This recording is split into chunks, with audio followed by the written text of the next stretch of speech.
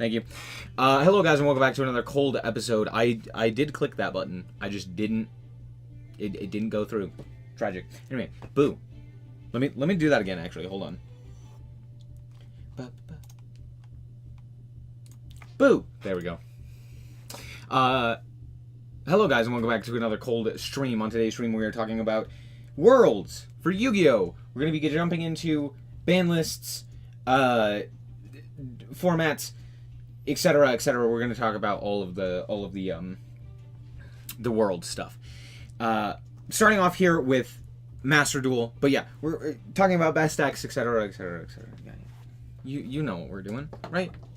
Right, you can gather what's happening. So let's just let's start with Master Duel, right? Now, I've talked a fair bit about Master Duel, at least in terms of like the basics. But no way they banned Appaloosa. What do you mean? Appaloosa is a horribly unbalanced Yu-Gi-Oh card that should have been banned ages ago. Huh? Anyway, moving on. Real quick. This is a pretty good explanation of how things are going to work, right? If you have any questions on this, you can obviously check the tournament rules yourself, but I'm going to give a quick rundown, which is basically each team from each group will play each other, I believe twice, or is it just once? Maybe, I think it's just once, right? So it's a round robin, right? I don't believe it's Swiss. I think it's just round robin. And, do we have... Oh, that's weird. I guess technically Team 7 is in here, but... Anyway. We have Group A and Group B. The two highest ranked teams will move on from their groups. Is it the highest? I think it's just the highest, right? I think it's just the highest.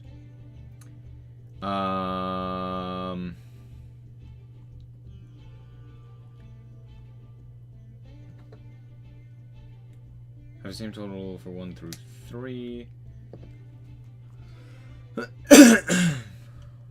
The top 2 teams from each group will proceed to the final tournament, which then will have semis and then finals. Okay, I didn't know how many teams it was. But the basic idea is every team is going to play every other team. However many games you win will determine how many points you get, right? So if Area A Japan, Thank Love, plays against Sayer, right? The, I believe the Korean team. Also, the Koreans both being in the same group is tragic. But, you know, if the Duelist Cup and you know, if these two play, right? And Japan wins 6-3. I believe they get 6 points, if I'm not mistaken. Let's actually just figure this out, right? First and foremost, 6 teams led by 6 players who finished first and second for Area C in their respective areas in the World Championship qualifiers. Why is my stream lagging? Just YouTube things. Great. 3 teams led by the 3 players who finished first in the 2024 season's 3 Duelist Cups. The 2 teams with the most season points in the 2024 season, and the winning team from the WCS 2023. Great. The finals consist of a first stage of the final tournament. First stage is a round-robin tournament. Why is lag?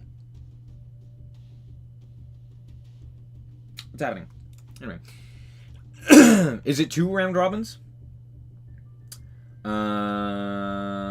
Finals match consists of the first stage is a round-robin tournament with teams split into 2 groups. 2 teams from each group will qualify for the final tournament. A match between 2 teams is called a round. A round consists of each player playing 1 duel against everyone on the opposing team. A round consists of 3 sets of 3 simultaneous duels.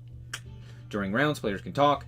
The winner of the round is a team that won the most duels. However, if a team has won 5 or more duels by the end of the second set, and has therefore already won the round, the third set will not be played, and all duels in the third set will be counted as wins for the round-winning team. Crazy. So if you get lucky and high roll, you can just kind of win. I believe this is the same as the previous worlds as well. So if you watch the previous worlds, it works in a very similar way. If the number of duels won is tied, which I don't know how that would happen, the round-winning team will be decided by a duel between representatives of the tied teams. How? I guess a draw, right? I just dropped to 144p. I found my Wi-Fi. It's not on my end. I hope they have good prize pool. They don't. What do you mean? Why is there no new Master Duel ban list for September? Because in 3 days, Worlds is happening. So why would they do that? When you could just wait till after Worlds to hit the cards. Yeah? Smile? What?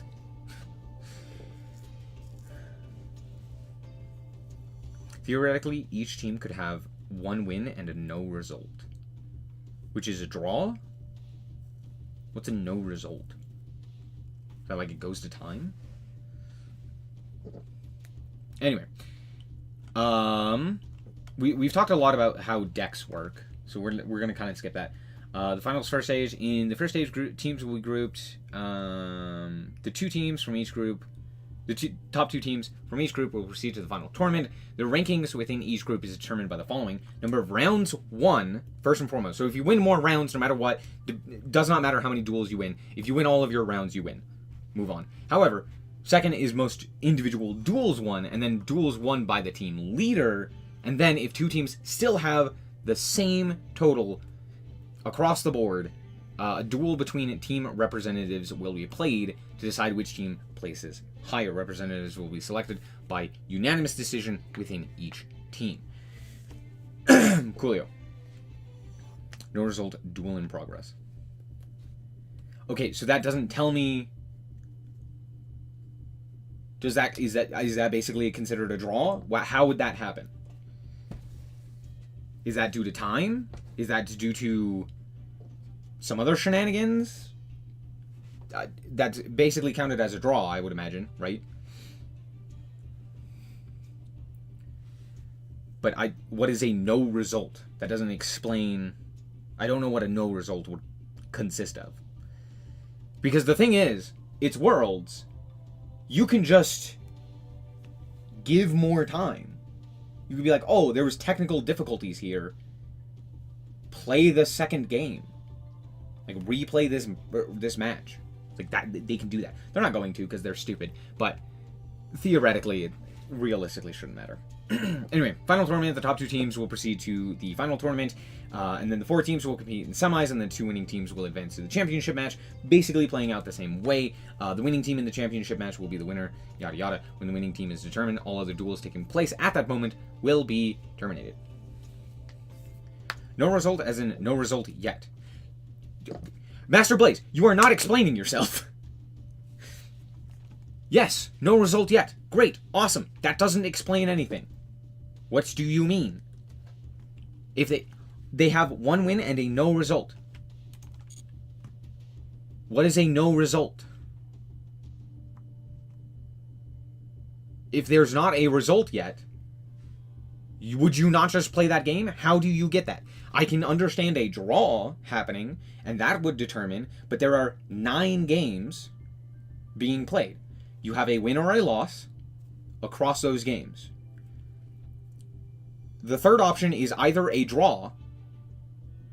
What is a no result? You just replay the game. There's no... What do you mean no result yet? What is it? That does not make sense.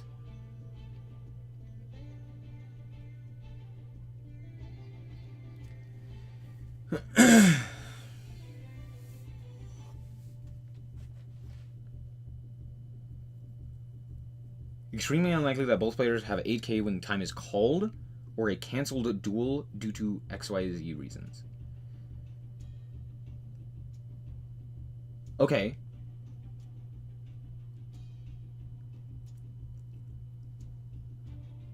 No result is in nothing to report, not the duel fell through.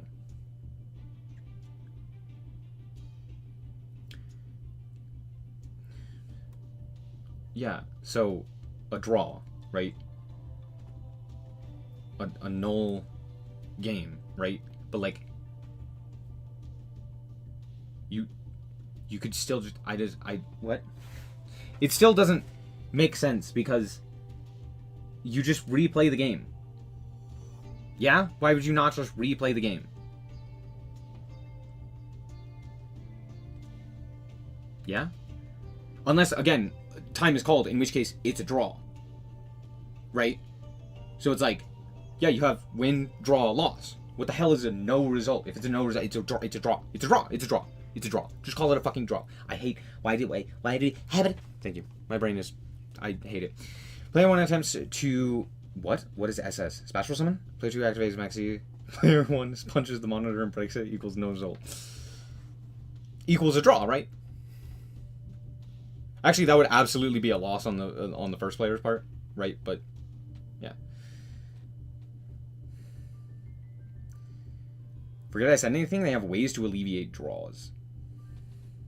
So, well, that's what I'm saying is like, even if they have ways to alleviate draws, right? Even if you go down the chain, if there's a way that results in quote unquote no result, that is considered a draw. Yes, you may not get a point for it, but like that is what it would be considered. Neither team got a point. That's just a fucking draw. Why do you, huh?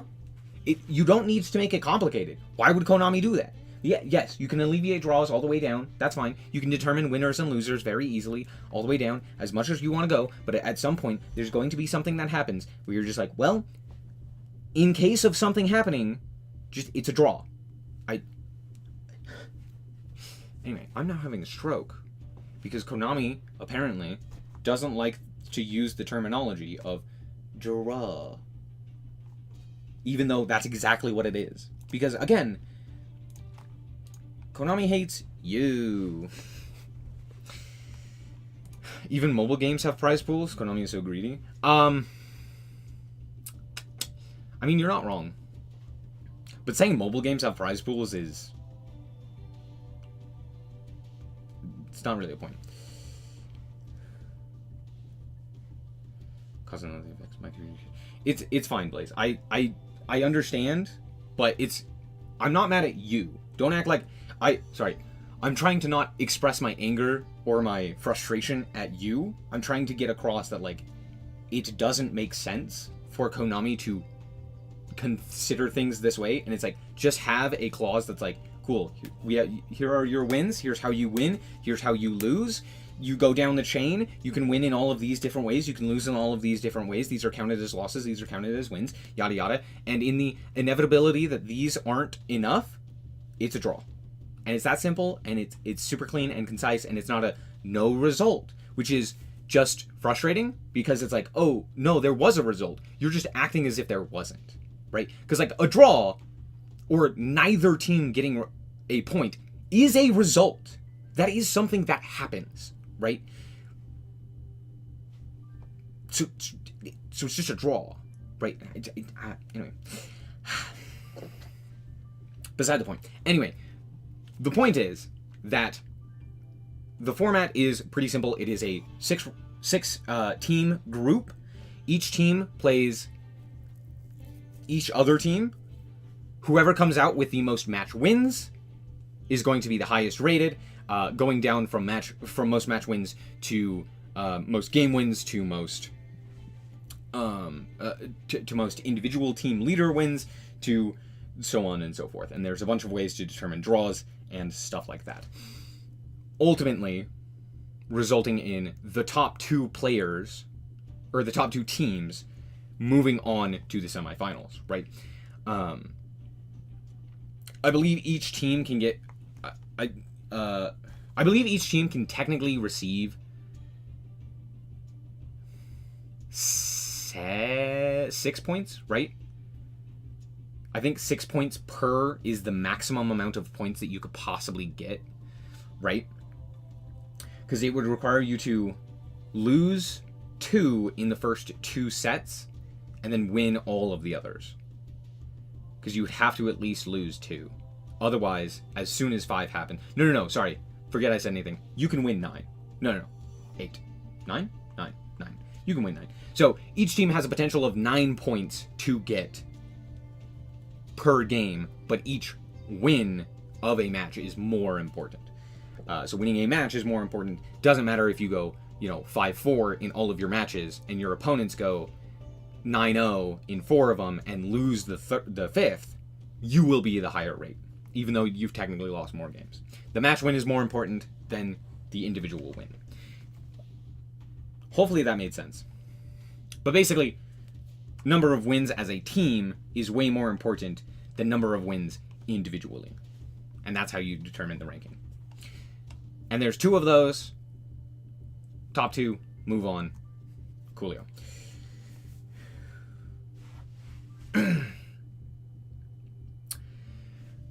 Anyway, that is the first stage of finals. The finals tournament is pretty simple. You just have first and second place versus first and second place from both of the groups. Moving on to semis, and then from semis you have from semis you have finals, and then from finals you have the ultimate champion. Basically playing the same rules, right? Which is the this whole format here, which is pretty interesting, right? Obviously, we've talked a bunch about the decks and how they work, and I've done tier lists on specifically Master Duel. So let's talk about instead let me actually see if I can find an article discussing the actual rules for the Yu-Gi-Oh! TCG. Or I would imagine... No, that's not what I typed in. Don't do that, stupid. Don't freaking autofill. Ah! Let me see... Yo, Duel Links! Should we talk about Duel Links? No. Actually, we probably should. Duel Links is kind of interesting. Duel Links has such a weird format. I will say, it is rather interesting.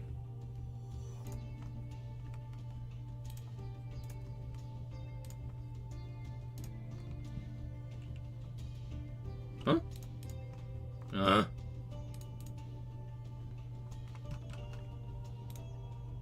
What? Okay, where is the, like... How do I see the rules? Ah, here we go. Here we go. We figured it out. Okay, so we're going to go through all 3 of the... Well, we're going to go through the other 2 formats here. So, for the TCG, the tournament format is pretty simple. It is 2 days consisting of 2 rounds of single elimination play, featuring the remaining top 4 from day 1. So basically what happens is standard kind of like YCS format.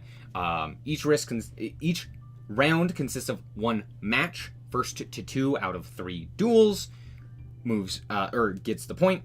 After the Swiss rounds are complete, they will be cut into top 8. Day 1 of the championship will consist of the 7 rounds of Swiss tournament play, plus the quarterfinals, right, which is round of 8.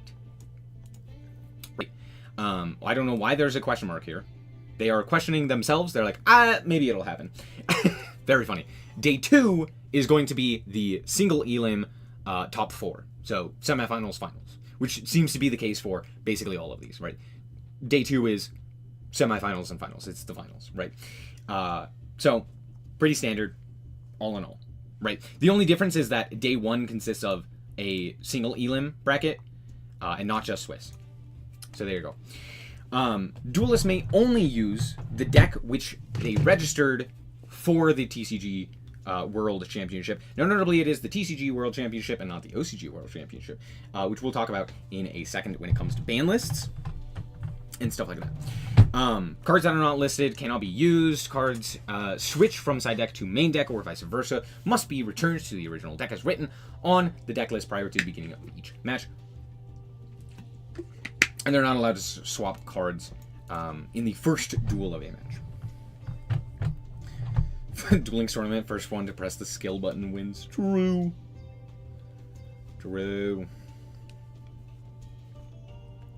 Can't wait for TCG to be branded versus Tenpai.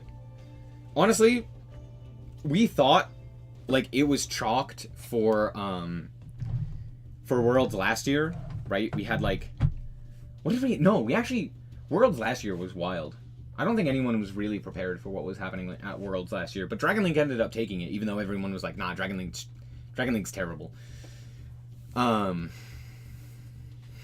yeah, there's that. I would have loved a Sprite win. That would have been cool. Honestly, though, it probably will be just a 10-pie mirror match, won't it? Time limit is 45 minutes in the Swiss rounds and 55 elsewhere. However, the championship match does not have a time limit because reasons. Also, I guarantee there will be many slow play calls that are not slow plays that I will absolutely call out and be like, bro, fuck you, that's not correct. Because the judges are so hyper-focused on slow play. It happens a ton with Lab, specifically, where it's just like, cool, you played a trap card, slow play.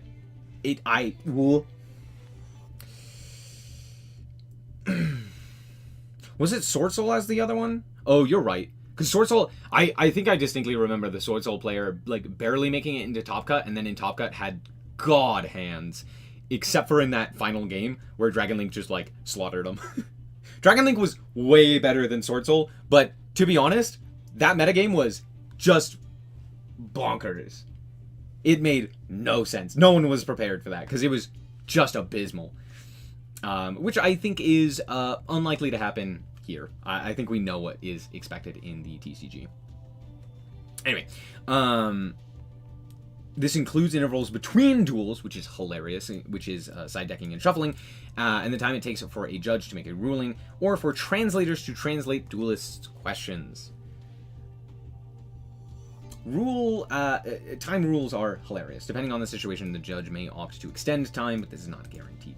Both duelists are responsible for playing at an acceptable pace so that the rounds end before the time limit, which will never happen. I'm going to tell you this right now. It will never happen. The rounds will never end before the time limits. And the reason that I'm saying that so adamantly is due to the fact that every single YCS, every single round of every single tournament has had 90% of the player base go to time.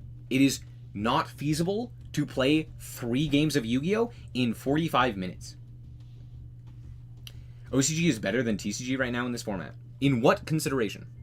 What do you mean by better?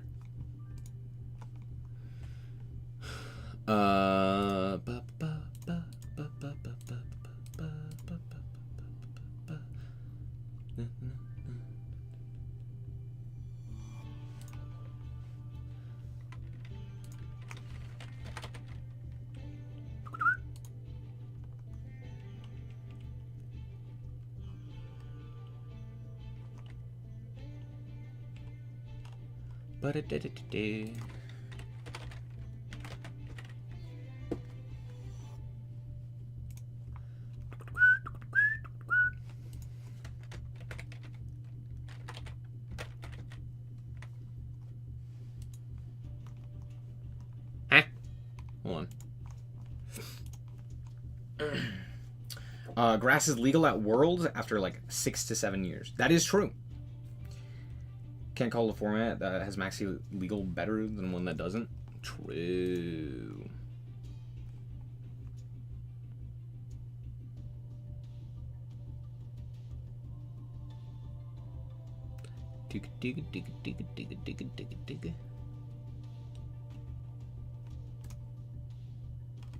Why is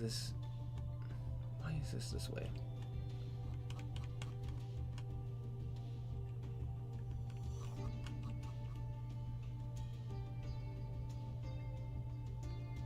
All right.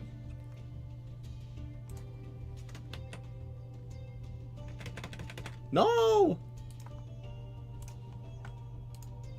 Oh, okay. Anyway, sorry, I got distracted there. Oh, cool. They have a whole section here on slow play. Oh no! Oh no! Oh no! Oh no! Okay. Duelists will be penalized for delaying the game. What's considered delaying the game? Duelists who repeatedly delay the game are subject to upgraded penalties. great. Duelists who take excessive time to perform actions or make repetitive actions may receive penalties, even if the delay is unintentional. Cool. Penalties are given by a judge, usually beginning with a warning. Duelists must inform a judge if they feel their opponent is causing a delay. This includes intervals between duels, like side decking and shuffling, and the time taken by duelists to ask questions and time taken to resolve any issues. And this is the part of the Yu-Gi-Oh! Clauses, specifically in regards to tournaments, that I despise. They do not make any sense. They make 0 sense at all. Right? Because so much of this is just up in the air, right? And it's subjective to the judge, right? So the judge may see something that is slow play, when in reality, bro is trying to figure out if he can actually do the math on simultaneous equation canon. Right? Is it simultaneous equation canon? Yeah. Which is extremely difficult, mind you. So there's a lot of situations where it's just like, Yu-Gi-Oh! Is such a complex game. I have seen so many judge calls that just do not make sense. Or not judge calls specifically, but more so judges like giving out warnings for slow play in particular. And it's so frustrating. Yu-Gi-Oh! Requires you to take a little bit of time, right? And now you can obviously tell when someone is genuinely slow playing, right? As opposed to just like genuinely playing the game. But when it comes to like quote unquote slow play, so often it is just the person playing normally. And if you were at locals, if you were at your table, sitting across from someone, if you were just like genuinely regularly playing the game, this would never even be thought of as slow. It's like, yeah, he's playing reasonably. And it's just, it always comes up. It's so frustrating. Depending on the situation, the head judge may obviously extend time, but may not. Both duelists are responsible for playing at an acceptable pace. Don't know what that is. So that the round ends before the time limit. This will never happen. Not due to anything that the duelists are doing, but due to the fact that Yu-Gi-Oh! Never, ever is that fast. It's just so... yeah, that's all. Slow play penalties come in with a minimum time extension of 3 minutes unless the match is already at the end of match procedure. Cool. End of match procedure. We're not going to read all of this because it is so awful. But just know that, pretty much these are all really stupid. You can read them on your own. Oh my gosh, I did not know that there were dueling procedures. Huh. Speaking of time rules, I'm still mad about the time call on the UDS where the one guy got a slow play warning. Even though his opponent Temple and Promethean were alive, and he was rechecking the grave to confirm Flomberg targets. Yeah. Yu-Gi-Oh! Am I right? Anyway. You must shake hands with your opponent. But Yujo friendship is not allowed. Each duelist reveals the number of cards in their extra end side. That's actually kind of funny. Each duelist must thoroughly randomize their deck where their opponent can see. Each duelist will use the Pharaoh shuffling method. Pile shuffle is not allowed. A duelist cannot look at, check, or order the cards when shuffling. A duelist cannot pre-sort their deck, sorting monsters, spells, and traps, without fully randomizing the deck. After the deck is thoroughly randomized, it must be presented to the opponent. The opponent must shuffle the deck further and then return it to the original owner. The owner must then cut their deck, then present it to the opponent, who must cut the deck again, and then present it back to the original owner. Dear fucking Lanta, what the hell is happening? Oh my gosh. There are so many rules just for, like, cutting the deck. I get it. I understand. It does help with, like, it's just funny. It's just funny. No additional randomization may be done to the deck after this point by the owner or the opponent. You cut, you're done.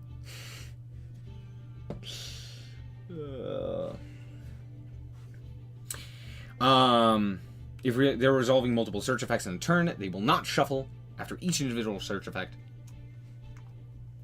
This is fine. Just wait for the search effects to be done, yada yada.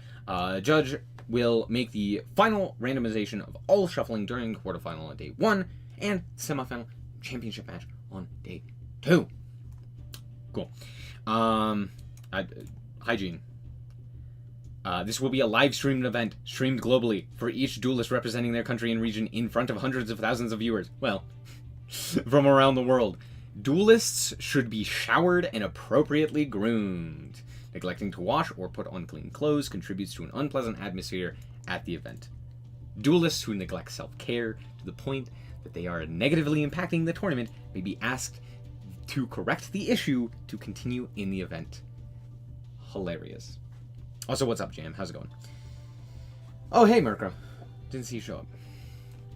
I love that they have to put this in here. Also, notably, here's the Forbidden and Limited list, which is this abomination that we get to pour through. The rule duelists never abide by. Showers. Okay. I don't know how this is categorized. It is a fucking nightmare to try and figure out what is actually happening. So I'm going to scroll down to the semi-limited list and go up. Yeah? Semi-limited cards. Armageddon Knight. Malicious. Shifter. Kieran. Hilarious. Spiral Quick Fix, because I believe it's at 2 in the OCG or something like that. Bonfire. E-Telly. Foolish Burial Goods. Hilarious. Lightning Storm. My Friend Pearly, which may matter. Actually, it probably doesn't. But it might. No, that probably does matter. Pot of Desires, Pot of Extrav, Pearly Delicious Memory. Oh, that's at 2? Oh, that's hilarious. Raigeki, Super Polymerization, and Big Welcome. Those are the semi-limits. Cool. Moving up, we have a lot of limitations to talk about, which I believe start here. So here are the limitations. Obviously, Exodia. Protoss is at 1. Astrograph is at 1. Collapse Serpent is at 1, right? Blaster, Baldrake, Bestial Druisworm, Magnamut, all at 1. Which is hilarious. Why is Baldrake at 1? Because the OCG is a scam. Chronograph is at 1. Danger Jackalope and Tsuchinoko, both at 1, right? Dark Grepher, Pank. Pank's at 1? Since when? Since when was Pank at 1? Explain that to me. I couldn't explain that one. Is that at 1 in the TCG still? True. Did I see Tistina is forbidden? There are specific cards that have not yet been released in either the OCG or the TCG or the other format that is in like China, or like some parts of China. So a lot of those cards in particular are banned. So that is probably why. It's not like power level or anything. It's mostly that. Unicorn is at 1. Pog. Love to see it. Herald of Orange Light at 1. Keldo. Keldo's at 1? Oh, Keldo. Sorry. I thought that was a Guido. I read that as a Guido, and I went, that's crazy. No, it's the Shuffler. Lunalight Tiger, Luster, Pendulum, the Draco Slayer. What the hell? Kieran, Miscellaneousaurus, Morphing Jar, Mudora, Monkey Board, Sky Blaster, Gamma, tragic, Red Rose Dragon, hilarious, Redox, Airlifter, also very funny, Snake Eye Ash, which is limited, which is notable, but because this is prior to the TCG ban list, this is like the format prior to the most recent TCG ban list, Poplar, I don't believe is limited, but I think Wanted is limited, or yeah, I believe it's limited. Terratop is at 1. Good, where it fucking belongs. However, where these don't belong, why is Sprite Blue and Jet limited? Who knows? What got me into Yu-Gi-Oh? A YouTube creator called Shady Penguin. He played Yu-Gi-Oh! Duel Links, and now I do this as a job. So, hey, how dare he do that? Moving on. Soul Piercer's at 1. Tragic. All of the tier elements, every single one of the tier elements is at 1. Which is very funny. Dragon Rulers, all at 1. Tempest, Tidal, the other ones. The Bestial Lubellion is also at 1, which I did not know. That's kind of crazy. Ratpier, Wyverburster, Sharvara, and that is it for the regular monsters. Moving on, we have 3 limited fusions. Master Diamond, Colossus, and Blaze Phoenix, the Burning Bombardment Bird. We have a bunch of Synchros, Ancient Fairy, Danglong, Ib, Omega, TG Hyper Librarian, Beatrice, Daigusto... Wait, Daigusto Emerald? Why is Daigusto Emerald at 1? The hell?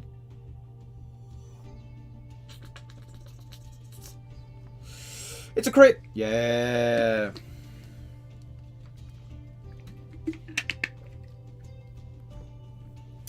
Keep forgetting China has a major format in line with the TCG and OCG and Master Duel. Yep. And they are missing a lot of cards. So that's why a lot of this stuff is, like, really weirdly ordered, as you can see. A lot of that is just like, oh, it's just missing in China. Zeus is at 1. Cool. Gimmick Puppet of Strings is at 1. This may... No, this probably doesn't do anything for the Gimmick Puppet. Honestly, Gimmick Puppet might be a competitive deck within this format. I hate to say it. Someone might play an FTK deck and might win Worlds. Smile. SP is at 1. This actually does kind of matter, but probably not. And then Dryas, Healer, and Striker Dragon all also at 1. Can I zoomed in for you. Here, let's zoom in a little bit more. Called by the Grave. Pog. I believe also... yeah. Both Cross Out and Called by at 1. Coolio. Branded Fusion, Branded Opening. Also both at 1. Crazy. Card Destruction, Card of Demise, Change Strike, Change of Heart, Chaos Space, Chicken Game, Cross the Designator, Mist Valley, which is hilarious. Emergency. Wait, what format is this limited in?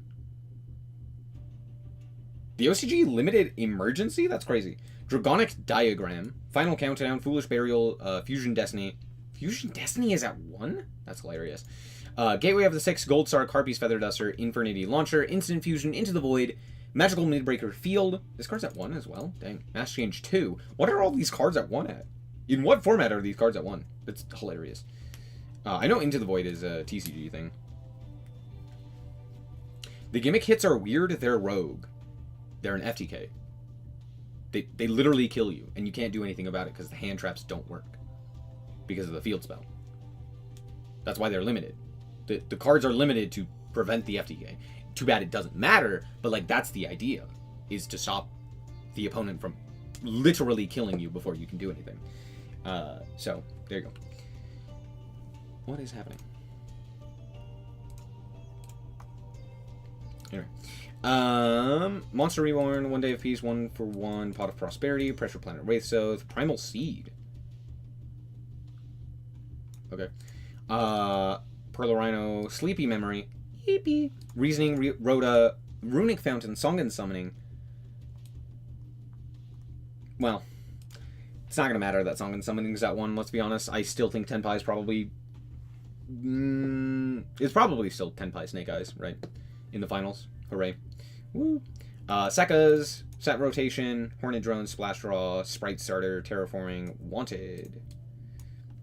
As for traps, it's just a bunch of bullshit. Anti-Spell goes in, Rivalry, Skill Drain, Teakboo, Time Seal, Trickstar Reincarnation, and of course, Naturia Sacred Tree. At least we're not going to have to deal with Naturia in the World's finals. Primal Seed can loop itself. True. The Butchered Pearly? I wouldn't say butchered, but it's definitely weaker. Because you have, what, Delicious Memory at 2? You have Delicious Memory and Sleepy Memory still.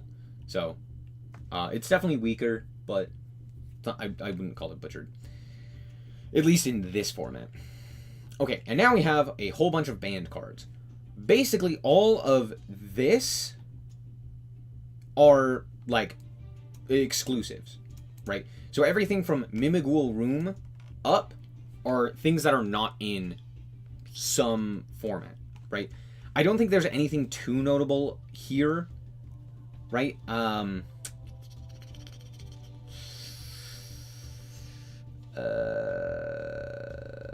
Yeah, I don't think anything is too notable. I guess the Mimighoul, no, not really. Kennen maybe, but realistically, probably not all that important. I think the only one that I would make note of is specifically Pit Knight Philly, which is an OCG exclusive at the moment, which is just like another fairly decent Pit Knight. It's not insane, but like it's something of note. So those are the all of the like exclusive ones that we haven't yet received in one or multiple formats. As for the actual ban list, right? Pretty standard, nothing too interesting here, right? Gofu, Block Dragon, Cannon Soldier, Catapult Turtle, Eclipse Wyvern, Jin, Dandelion, Ava, etc., etc. Notably, Fairy Tail Snow is banned, Fenrir is banned, both of the Millers, both Kelbeck and Agito, also both banned, Maxi is banned, Mathmech Circular, fucking banned, let's go. Love to see it. We're not going to have to deal with Mathmech shenanigans.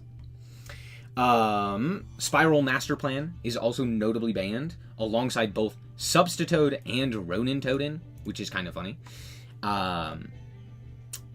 Wandering Griffin Rider for the Adventure Engine is also notably banned. I think that is a pretty big ban there. Kit being banned really limits tier limits, so we're not going to get like tier limit worlds. Grass? No. Actually, yeah, I believe grass is banned. But it won't be the next one. Hooray! Unless they realize that grass is actually stupid and, ban it in the meantime, in like the OCG. However, this is where things get interesting, right? Dragoon is banned, even though it's legal in the TCG. Baron, Borreload Savage, and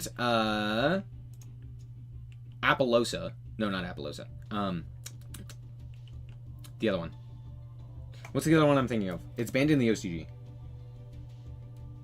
I don't remember. But Baron and Borreload Savage are both banned as well, which is quite impressive. And that means we're not going to have to deal with that, even though it's there in the OCG. So, smile. I hope that Fairy Tail Snow... I hope they Fairy Tail Snow it and immediately put that shit back to 0. True! Anyway. Rise Heart. A Rise Heart is banned. Smile. MX Saver Invoker is still banned, even though I believe it's at 1 in the OCG, or TCG. It's at 1 in the TCG, in the West. So there's that. Toad being banned. Tragic. Toad being banned alongside Ronin Toadin does make me sad. Does make a little boy sad. Also, Trident is banned. For some reason. I don't know if I know. Yeah, that's cool. Curious is banned, which is notable because it's not banned in the OCG, I believe. Electromite's banned. Isolde is banned. Isolde was the other one I was thinking of. That was the one I was thinking of. Voiceless Voice is great here. Voiceless Voice is great. However, is it going to be able to compete with Snake Eyes?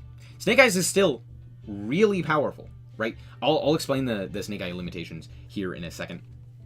But like Snake Eye is genuinely still very good. Goblin, Mermaid, Linkaros, Linkaribo, Aurora Dawn, Meow Meow Mew is banned. No prank kids. It's still kind of weird, but it does make sense. I hate Link ones. Smorg, Bird of Sovereignty, also banned. Yeah, nothing else of note. Divine Sword, Phoenix Blade, notable ban. That does potentially do stuff. I guess with Isolde banned, it probably doesn't do anything. Heavy Storm is still technically banned because I believe it's not playable in the TCG as of right now. So there's that. Mystic Walk is banned, which is hilarious, but it is technically just a life gain card, so I don't hate it. Snatch Seal is still banned. Zodiac Barrage is banned, and of course, Grass is banned. Let's fucking go.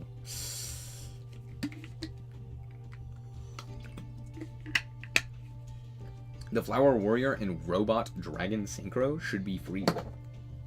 I hard disagree. I think Baron is a stupid card. I think Borreload Savage Dragon is a stupid card. Because all they are generic cards that put Omni Negates onto your board. And the thing is, it means that oftentimes you're not wanting to go into archetypal boss monsters, but just the good generic shit, which is not fun.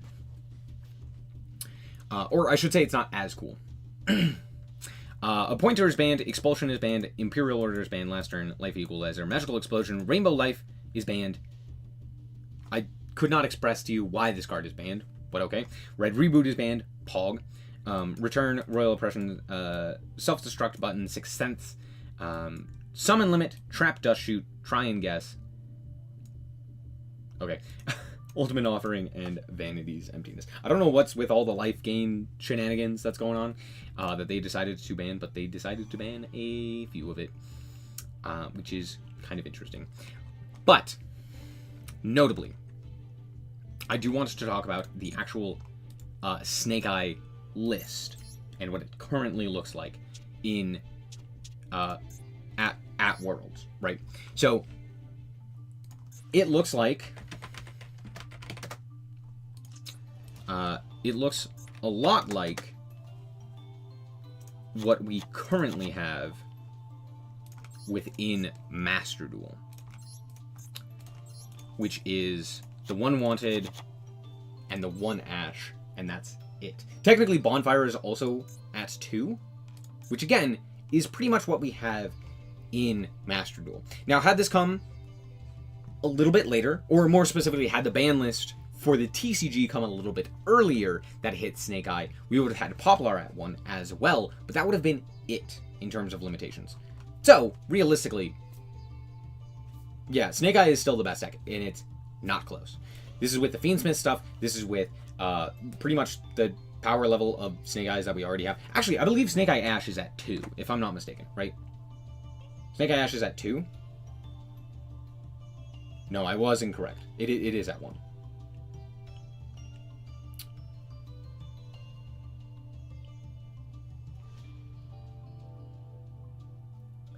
Yeah, okay. So, there you go. It's pretty much the same thing that we are going to... The top decks I'm expecting to be... Actually, we can just hop right into that right now, which is... Let's talk about the best decks for this format. Okay? Going into this event...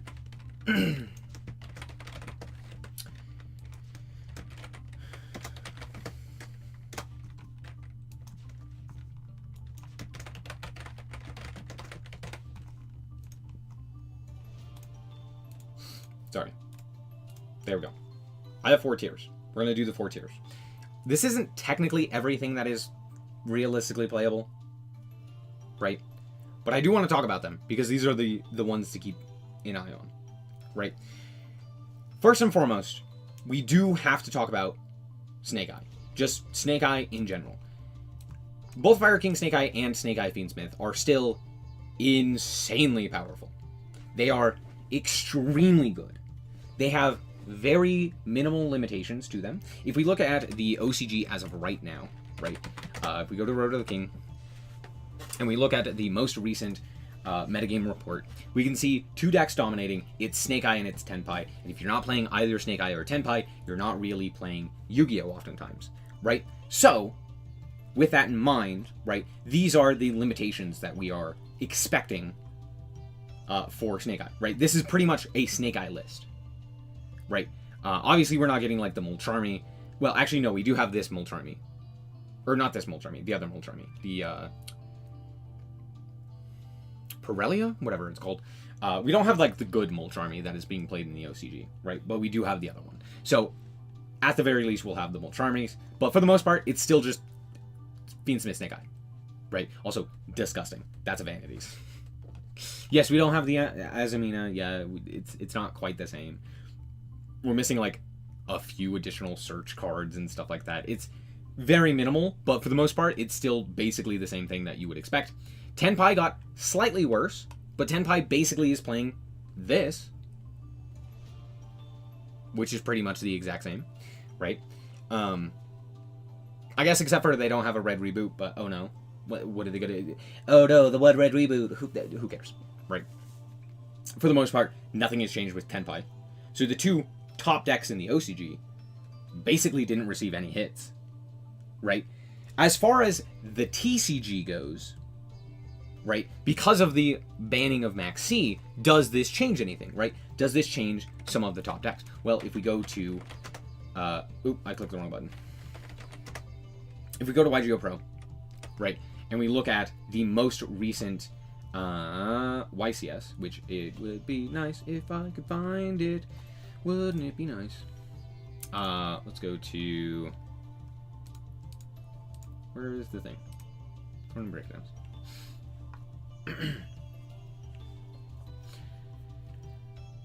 If we go to the...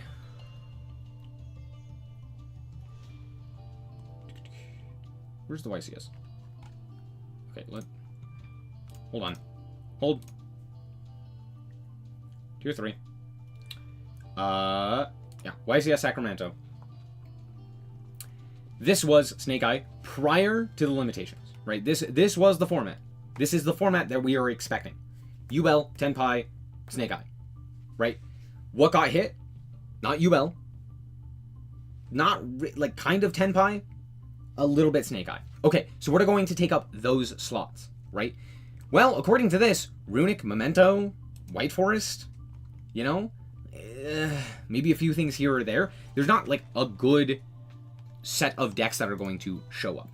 Maybe we'll see some Voiceless Voice, right? Maybe we'll see some other things here or there, but for the most part, like maybe Pearly, maybe this, maybe that, but yeah, again, for the most part, realistically, not a whole lot is going to contest Snake Eye. Even though there were massive limitations, it was almost tier 0 in terms of representation. It did end up taking up the winning slots. The only thing that really contested it was Tenpai, and that has been the case for a while, which Tenpai is not on here. Am I going crazy? There it is. There we go. Actually, I'm gonna move Fire King Snake Eye down. I just think Fire King Snake Eye is just not nearly as good. But yeah, the two top decks are still the two top decks, right? With a third deck only slightly more playable than pretty much everything else. In terms of best decks, this is kind of it, right? I think Yubel maybe has a little bit more of a chance to shine due to the fact that it didn't receive any sort of limitations for this Worlds, but pretty much is going to be the things that we have expected to see at most YCSs. Right? Happens. What else is playable? Branded's playable. Branded is very playable, has lots of cards, even with the limitation to the one Branded Fusion. Doesn't really matter too much. Still playable. Absolutely. Right? We have Labyrinth, still definitely playable. Is it the best? No, not necessarily, but it is still playable. They have two big Welcome Labyrinths, which I think is the only limitation to that deck, so there's that. We have Memento, which did receive a fair amount of support, and is likely to be played and be playable. And we have Ritual Beast as well, which is a new archetype that has a lot going for it, right? Most notably, the fact that it can search Protoss, right? I believe Protoss is at 1. Am I mistaken? Am I crazy? Protoss is at 1, right? Yep. Because for some reason, Yu-Gi-Oh! Hates me. So they can search Protoss, they can use Shifter, which is at 2, which may matter. But overall, still has a decent play into the metagame. And it also is just like a fairly competent combo deck. So there you go. I believe, do we have the new, hold on, do we have the Memento stuff in the TCG right now?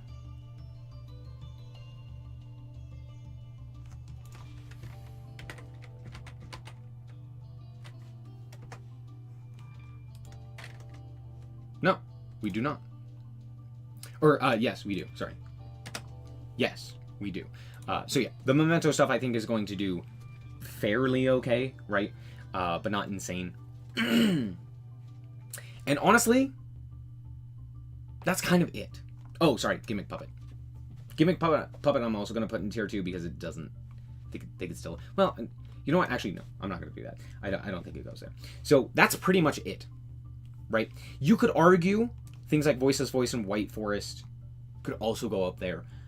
I don't think that they're going to be all that good. I think these are genuinely the decks that you could play. Right? These are the 8 or so decks that are realistically competent enough for Worlds. That I could see winning Worlds. Right? Obviously, I think it's going to be one of these 4. Most notably, Tenpai, I think is just going to win. It just has that, like, aura around it where it's like, well, it's not the top deck, but it's the 3rd best deck, so of course it's going to be the one that wins, right? That always seems to happen at Worlds. It's never, like, the actual best deck, right? So there's that. All in all, though, genuinely, this is probably... these are probably the decks to expect. As for other playable decks, Drytron is probably playable with the new support. Actually, do we have the new support? I think so, right? Melodious, Pearly might be playable.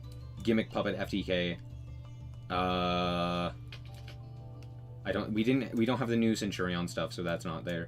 Voiceless, obviously. White Forest, obviously. And that's kind of it. I guess Flunder, maybe? Potentially?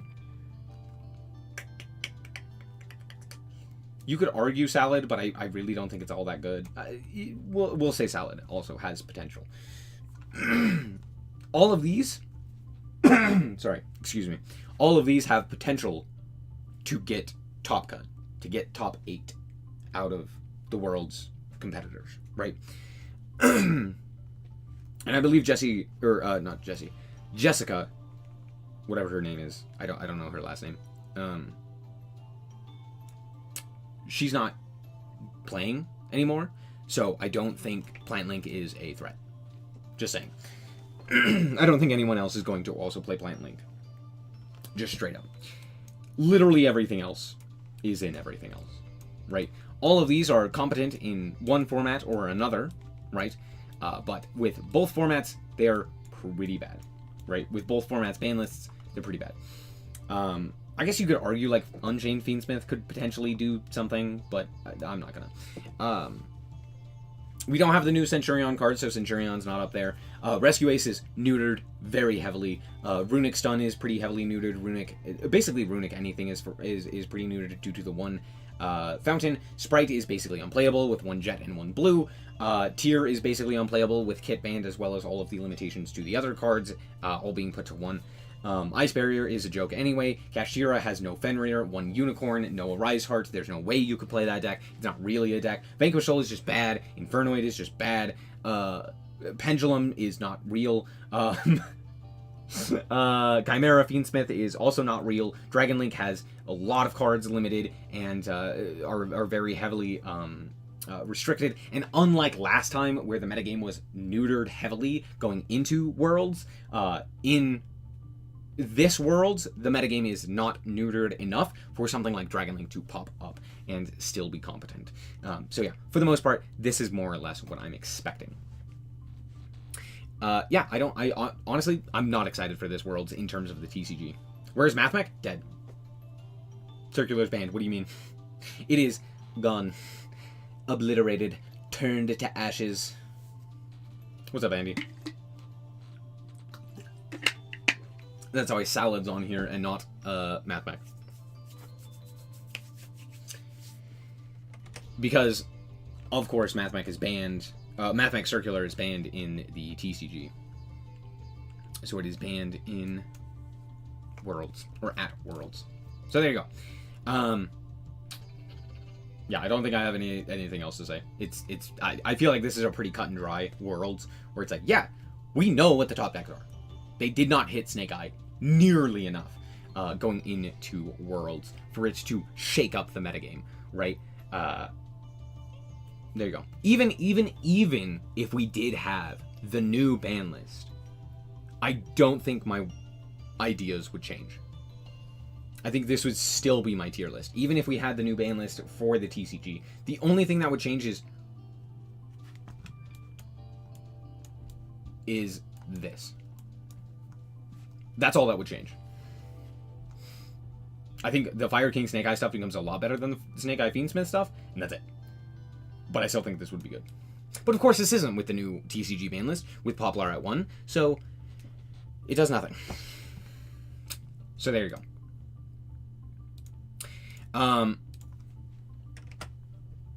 Let's go back to this, and let's talk about Duel Links.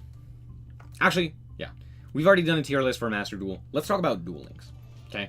Because Duel Links is fucking weird. It does some weird stuff. Can't wait for the new Blue Eyes deck to come out. I can. What's up, Extreme? Duel Links has a very, very different format. First of all, first stage will comprise 3... Hold on. Is this the Rush Duel? This is the Rush Duel format. Take me to the Speed Duels. The main tournament, first stage, will comprise 4 rounds played in a Swiss draw format. Which... This means that players with the most similar DP will be pitted against each other in their next matches. Now, let's talk about DP, right? The winner of each round will be determined by a best-of-5 match. First to win 3 duels, maximum of 5. Once a deck is used, it cannot be reused in the same round. So you have 5 decks that you can use. During each round, you will be awarded 3 DP for a win, 0 for a loss, and 1 for a draw. Which is wild. This is a very weird format. And then the top 4, after 4 rounds, will advance to the finals. Deciding ranking is pretty simple, but highest DP, highest average DP of opponents, highest average DP of opponents defeated, most duels won, most least duels lost, highest average DP of opponents dueled by opponents you dueled, highest average DP of opponents, and then highest total of remaining LP at the end of duels won. Pretty much, this is all you need to know. Highest DP. Which is basically just a similar point scoring system to pretty much everything else that we've already seen. So there you go. As for the finals, it will comprise 2 semifinals and a finals, played on a single elimination format between the 4 players who advance to the main tournament's first stage. From the main tournament's first stage, the winner for each round will be determined by a best-of-5. Once a deck is used, cannot be used in that same round. Now, this is where things get interesting. This is very similar to how it works in Master Duel. Kind of. Except for a single person instead of a team. Right?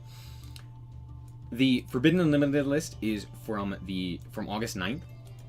That Forbidden Unlimited list. So, pretty much the most recent one for Duel Links. They cannot use any new cards, characters, and skills scheduled to be added to the game on or after August 9th. So no new skills or anything like that. I don't know how much this changes anything, but there you go. They have 5 decks, each consisting of a different a different character and a different skill, right? So, for example, if you had a skill like the Tie That Binds, which has like 7 different characters or something like that use it, you had a deck that wanted Tie That Binds. Even if you used it on a different character, you would not be able to use that same skill. Yeah, you get 1 deck with 1 skill. There you go. Will that matter? Abso-fucking-lutely not, but there you go. At least 3 decks must have a legendary skill set, which is very interesting. Basically what this means is that there are specific skills that can be set across, I believe, multiple different characters, right? And the legendary skill is, I believe, like specific skills that you are kind of like forced into playing, right? That aren't like generic, if that makes sense. So they tend to be more like curated, more specific. I don't know exactly what this legendary skills are. I don't know if there's like a way for me to find that, but there probably isn't. I just realized Rush Duel has 8 total people. And Duel Links has 16. Great. Awesome. Anyway, moving on. Also, I'm talking about speed duels because it's the only thing that actually is interesting in Duel Links. Rush duels are boring as hell, and I'm gonna watch them and be thoroughly bored. Anyway, duelists can only have 3 copies in total of each card across all decks. Now, this is where things get interesting, because that means if you play, for example, if you play Cosmic Cyclone in one of your lists across 5 decks, you can use 3 copies of Cosmic Cyclone. So if your first deck consists of 2 Cosmic Cyclones, any of your other decks would only ever be able to use 1 Cosmic Cyclone, right? So that means you're more incentivized to play decks that don't necessarily need a whole lot of non-engine to make themselves function, or to use lesser used non-engine. Okay? Very similar to Master Duel and the way that that works, but there you go, that's how that works. They only have 1 copy in total of limited 1 cards across all decks and 2 copies of limited 2 cards across all decks. Makes sense. Similar in nature, again, to the way that Master Duel works. Cards you can only obtain 1 or 2 copies of in-game can only be included up to that number in total across all decks. Legendary cards are an exception to this rule, which I believe it would be cool if I had a little thing that told me what the legendary cards and legendary skills are, but of course, we'll have to take a look at that later. What is that? Duelists can have up to 3 copies in total of each legend card, with a maximum of 1 per deck. However, if a legend card is limited to 1 or 2, only 1 to 2 copies are available across all decks. Each duelist can select 1 tactical cards and include up to 3 copies of each per deck. If only 1 or 2 copies of the selected card are attainable in game, or if they're limited to 1 or 2, then they are obviously only able to include that much per deck. So again, this is pretty much the shared cards for Master Duel. I will be funny and say sounds like a skill issue. Hilarious. Let me actually see what the legendary cards are.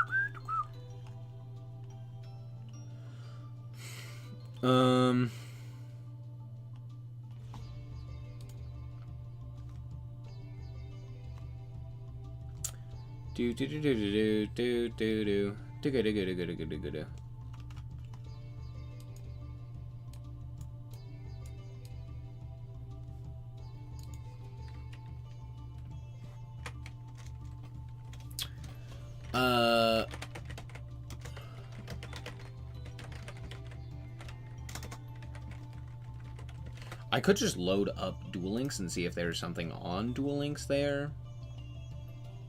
Yeah, let's do that.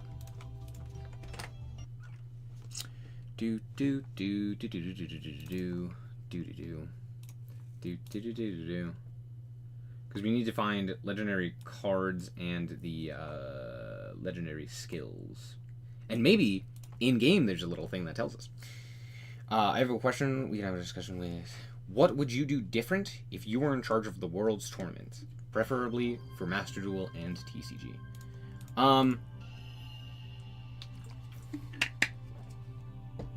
I don't know. I'll have to get back to you on that one. An update is required. No.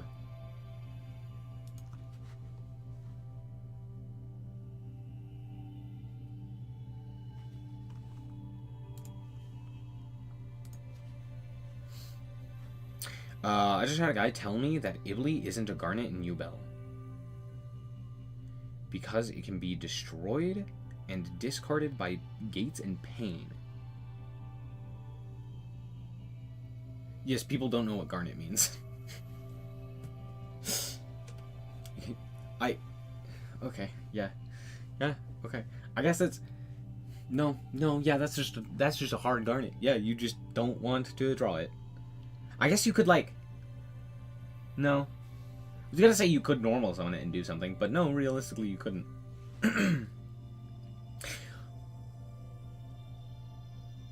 Yeah, well, I mean, technically you could, but realistically you couldn't. You could, like, go, like, normal summon it, Phantom of Yubel into a thing, and then link those off for a guy.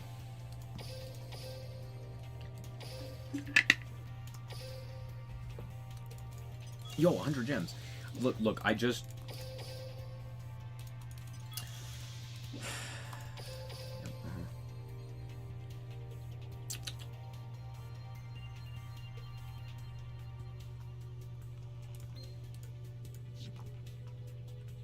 The thing is, though, with Ibly, is that, because of, like, the Unchained stuff as well, Ibly in Yubel allows you to basically lock your opponent entirely.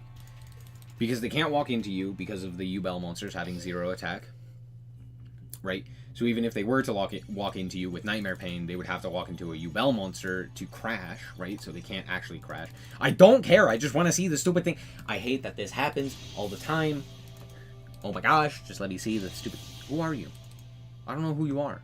Go away. No. Shush. World Championship. Please explain to me tournament details. What are the fucking skills? What are legend skills? The hell is a legend skill? What the heck is a legendary skill? Explain it to me, please. Please. Please. I don't get it. Oh, prediction campaign. I'm gonna choose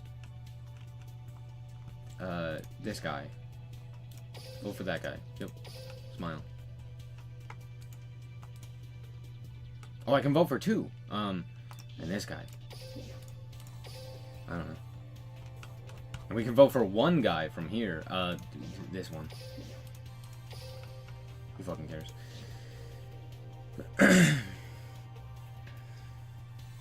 The Vietnam guy did a showcase in which, and it was a very win more. The combo he did, he was not losing the game anyways. Yeah, true. True. Anyway, is there not, like, a thing that tells me what a legendary skill is? No, of course not. Why would they?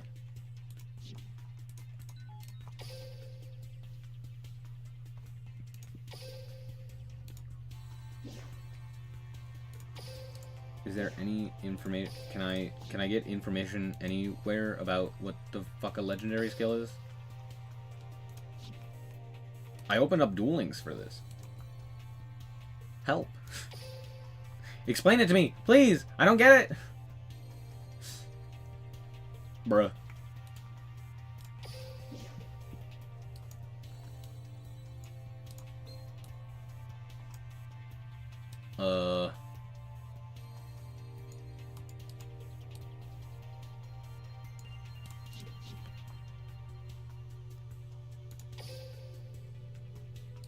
Help. To event page, no. Does anyone know?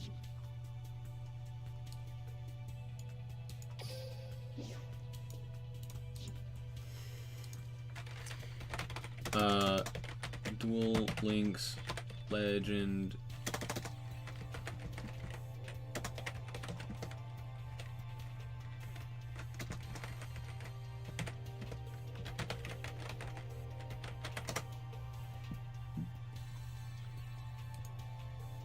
This was 6 years ago. No! Give me an updated motherfucker.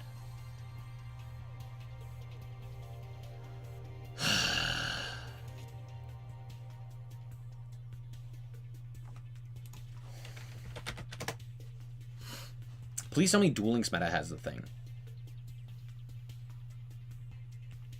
Please tell me it tells me how this fucking works.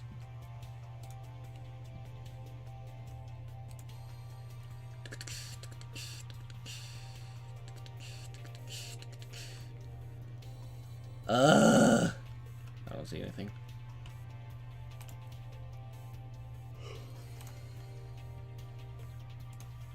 Nothing? Nothing. The hell?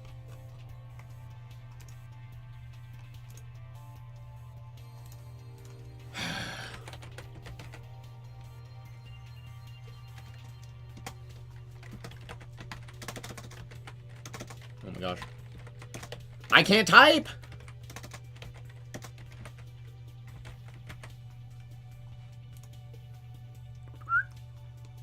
Okay, that was just the announcement. I don't want just the announcement. I want the full...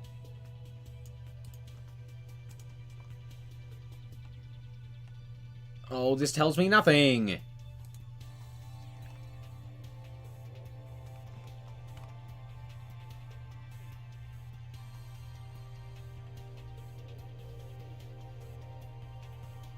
What the fuck is a legendary deck? Bro, explain to me what a legendary skill is, please. That's all I want to know. Why can I not find this information anywhere? Why is it so impossible to fucking find? There it is. Oh my gosh.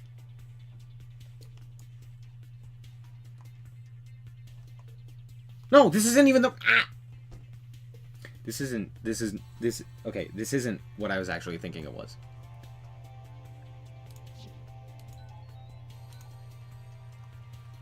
So is legendary skill just like the regular fucking skills? And then the standard... So it's just the, like, character-specific skills? Is that what the hell these are called? Why does it not have, like, a name? Why is it so difficult to find information in this fucking... Konami! Why do you make it so difficult to find things? Newly added skills and skills. Thank you. Great. Okay, we figured it out. We figured it out, chat. We did it. None of these resources helped. Konami didn't make it easy for me. Okay. So, what we've learned is that I have no fucking clue what's going on. I still have no idea what legend cards are. But I know what a legendary skill is, which is basically just the skills that are not, you know, generic, right? The like non-generic skills, archive skills as they're called. Which means that, again, basically it's just the like character-specific skills, right?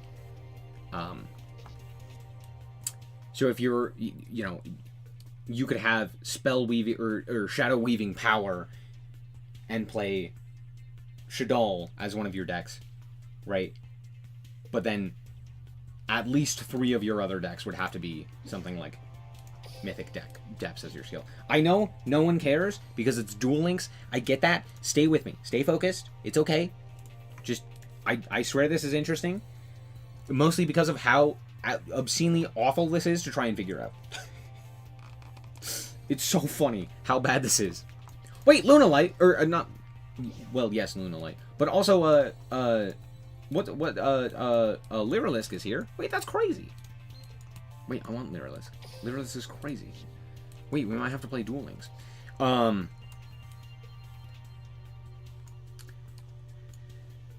Does it tell me what a legendary card is? What the hell is a legendary card? Let's see if we can figure that out. Shall we? Can I, like, filter by legendary card? Summoning movies.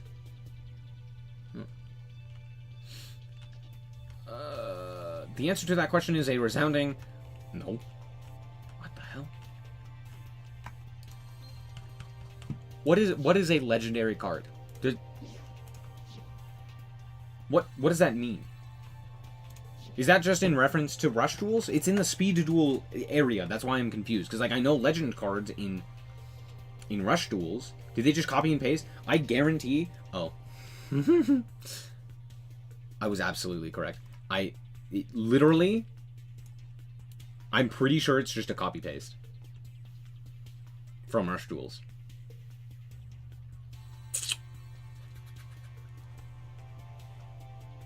That's why, because it is literally just a copy paste.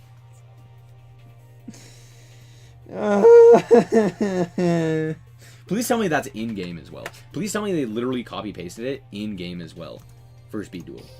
They really don't like Speed Duels. It's very funny. Konami doesn't like Speed Duels.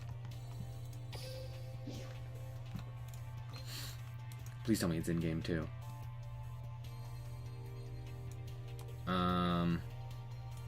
No, it's not. It's not in-game. It's just on the website. It's just on the website.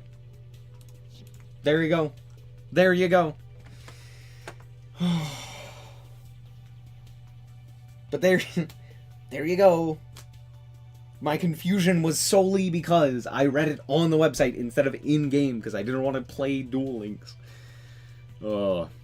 Anyway, the point is that in terms of decks, you have 2 decks that could potentially use any skill, and you have 3 decks that specifically have to use a legendary skill, which if we look at the previous World Championship, let me go to Duel Links meta here. If we go to the previous World Championship,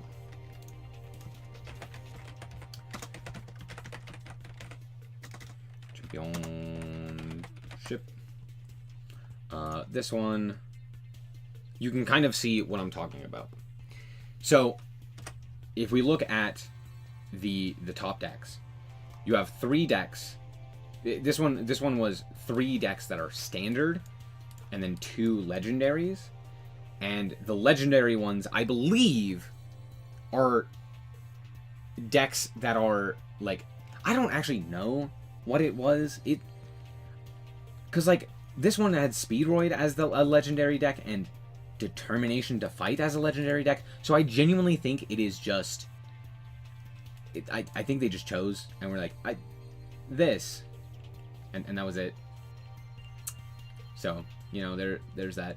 I genuinely do not think that there's anything like in particular that like changed anything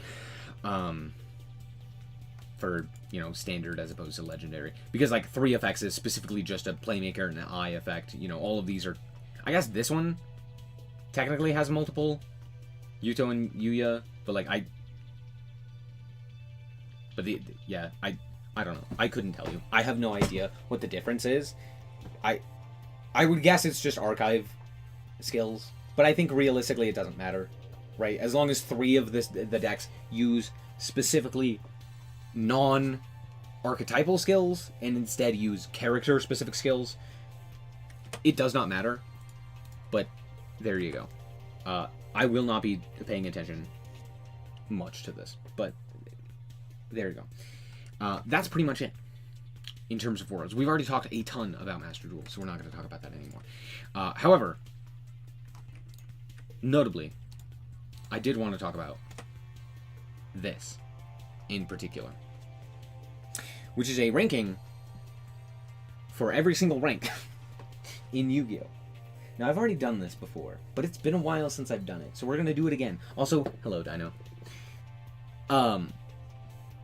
Yeah, we're gonna do it again because it's funny, right? And I literally just made a video about how bad Diamond is, and yeah, we're gonna quickly go through this, starting off with Rookie Tier, which is honestly pretty mid. It's not great, but it's pretty mid. If you are a new player, it is not fun. Smile. Diamond and Master 5 are going straight to Horse Vomit Tier. Yeah. Bronze is kind of fine across the board. There's not really anything too special. The thing is, like, this is all like,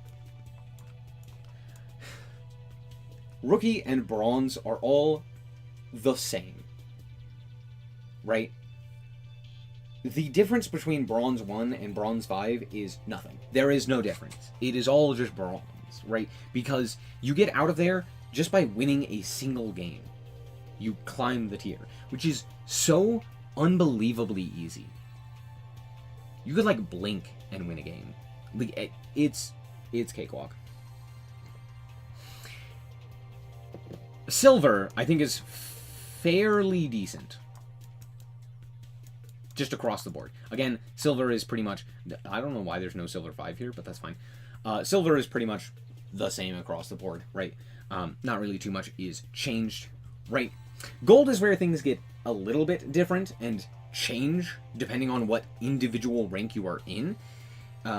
So there's that. Also, this tier doesn't exist, and I'm not going to talk about it. Gold, I think, is... Gold 1 and 2, I think, are really good.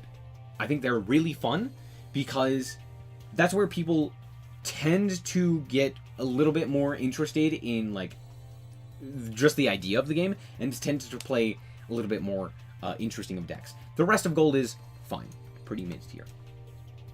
Platinum is also pretty bad. I think Plat 1's okay. Actually, Plat 1 is kind of ass. Plat 5 I think is fine. Plat 4 I think is fine. Plat 2 and 3 are okay. Plat 1's kind of bad. And yeah, that's pretty much it. Diamond 4 and 5 are the genuine worst experiences in Yu-Gi-Oh! Master Duel you can have, and it is not close. Reason being, I made a whole video about it. It is a nightmare. It is everything that is bad about Yu-Gi-Oh! All rolled up in a lump sum of horrible amalgamations and really boring games. Especially Diamond 5. Holy crap, it is unfun. Unbearably unfun to play. Diamond 1 is a little bit better. Genuinely made, because people are trying and it becomes a little bit more playable. Diamonds 2 and 3 are still pretty bad. They're still pretty bad. It is, again, a fucking coin flip, and it's not like a fun coin flip. Master 5 is fucking ass. It's so terrible, because it is where everyone that just got out of Diamond and got into a new rank that they can't D-rank from, and are now just throwing shit at the wall. Literally.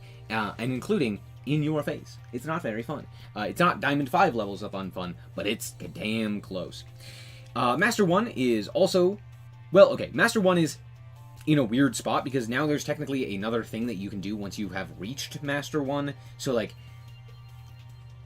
do we count that as Master 1? And if that's the case, is it fun? It's kind of mid. I'm going to put it right smack dab in the middle. It's fine, right?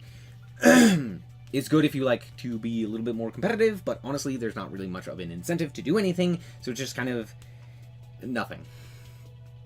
Diamond 2, 3, and 4 are genuinely the peak of Yu-Gi-Oh!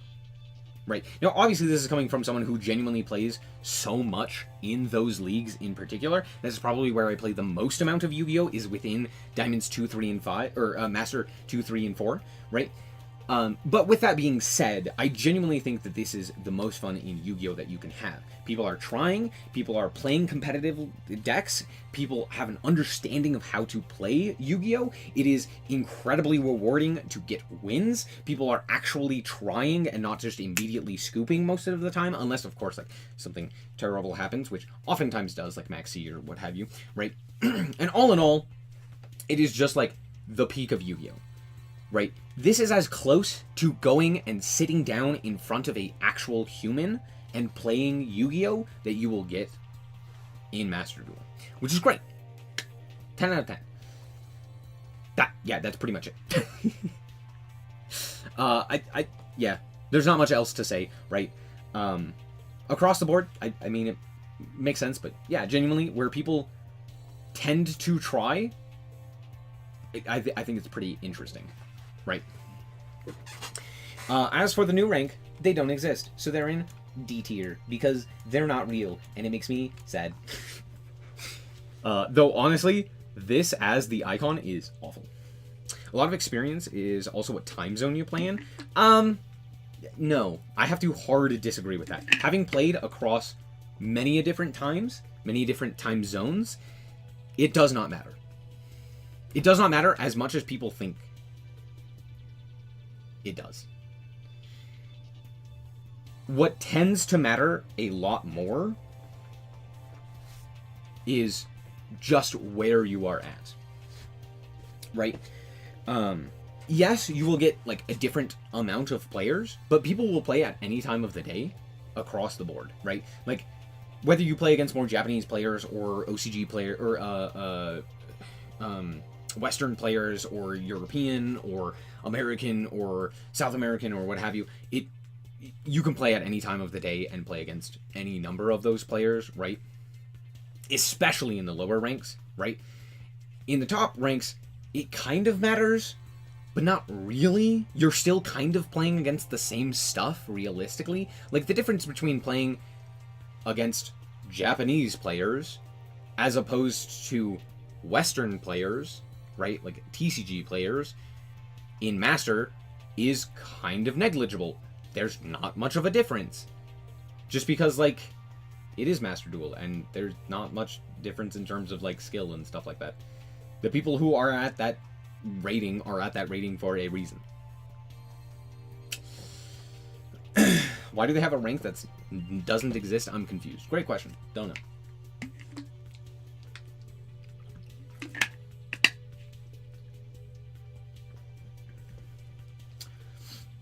Yeah, I genuinely think that time zones don't matter. I have played across every time of day, and it doesn't matter.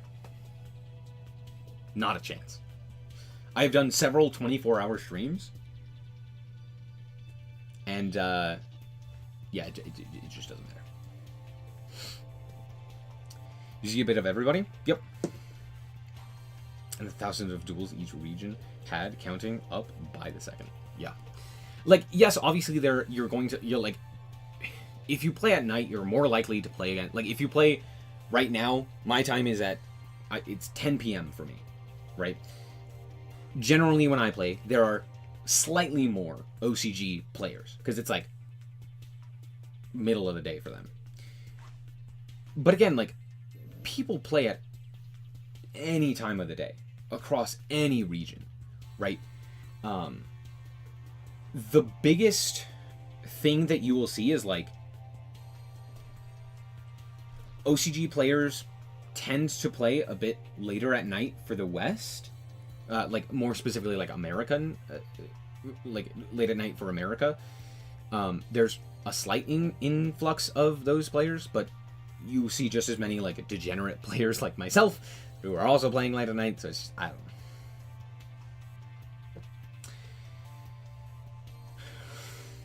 I remember you're gonna make it to Master 1 in 24 hours. That, I did do that, and it didn't work. I made it to Master 5 in 24 hours. There was no shot I made it to Master 1.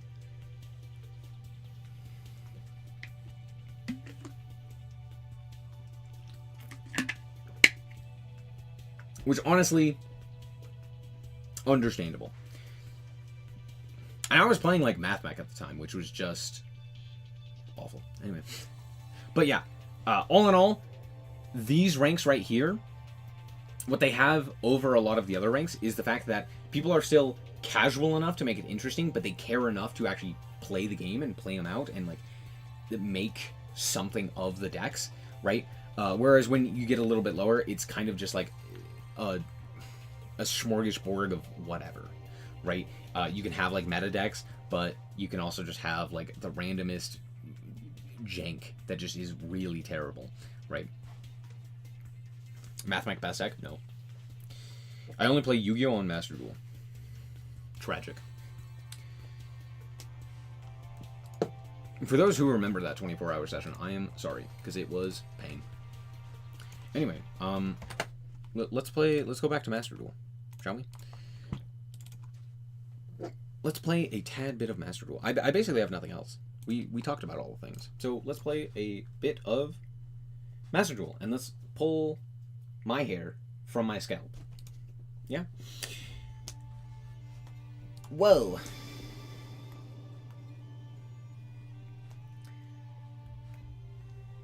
Once you break away from Master 5, the games get good. Yep.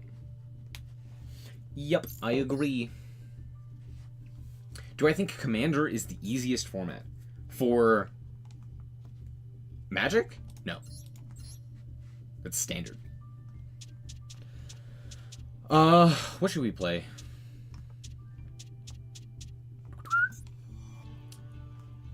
Let's play tier, but let's not play the Horus stuff. Let's just play like standard tier. Actually, let's take that deck list that won, or that like got top, what have you.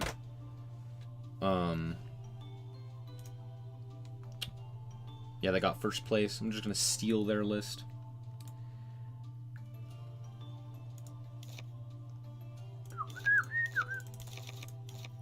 Are they playing Wraith South? Yeah.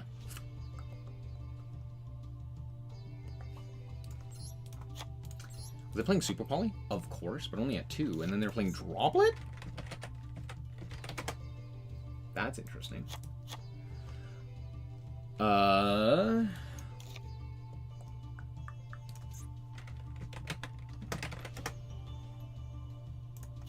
Seamare. Both of you. Dull Beast.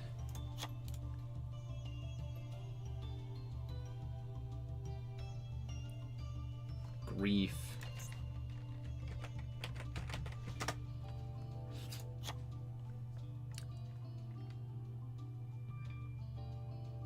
What am I missing?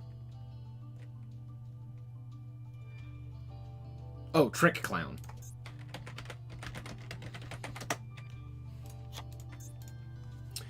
And then the extra is really weird, which I don't quite understand. But we'll make it work. No you. Do I play Lingaribo to deal with frickin' what's its bucket? The Ibli log? I think I am. I think I'm gonna play it. Oh, they are playing Pep. Oops. Second again, Punisher.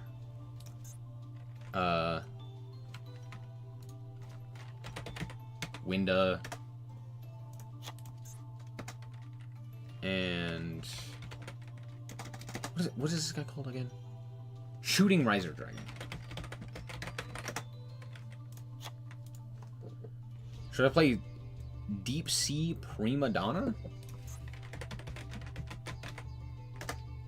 Nope, not Deep Seas. Deep Sea. No. Okay, cool. This'll work. Trust. Let's go. Fallen out of level with Commander. Even the buddy I play Magic once in a Blue Moon for is moving away from it. Each and every tier I'm running to get closer and closer to limit 1 lists. True.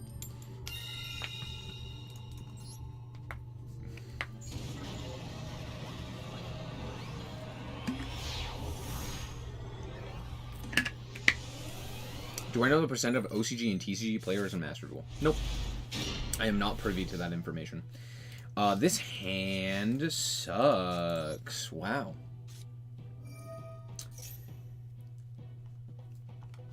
Send...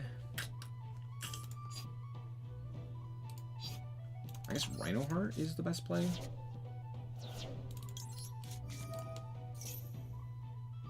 Maxi? Yep. Coolio.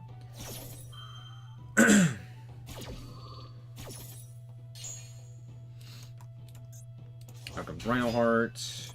Pitch Heartbeat. Heartbeat. Rhino Heart effect.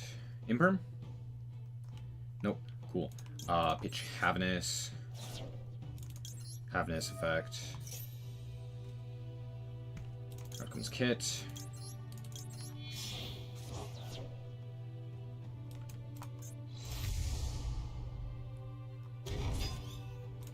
Kit. Ash. There we go. Cool. Cool. Fun. Interesting. Wise. This is be sent a great card effect, doesn't it? Do I draw 2 here? Maybe. Probably not, though.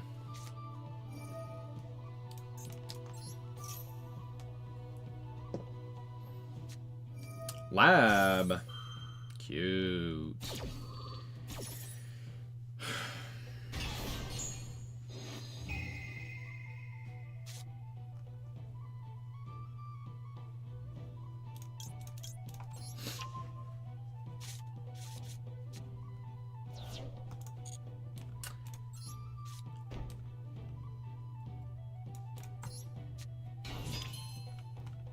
Cool.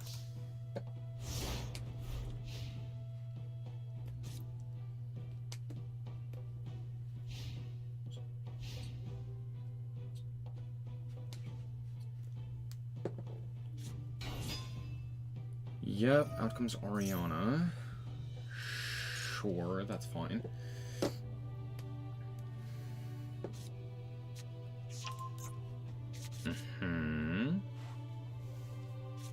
Did they draw Coup Clock? No, doesn't look like it. Oh, it's rollback. Sure, that's fine.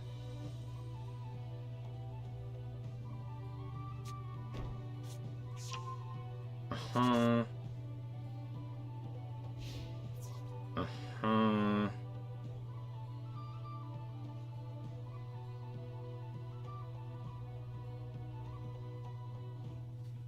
Sure, yeah, that's fine. Uh-huh.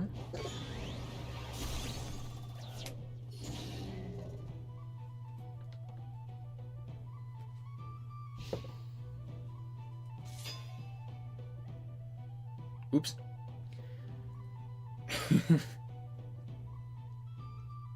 Oops. Got to switch that guy.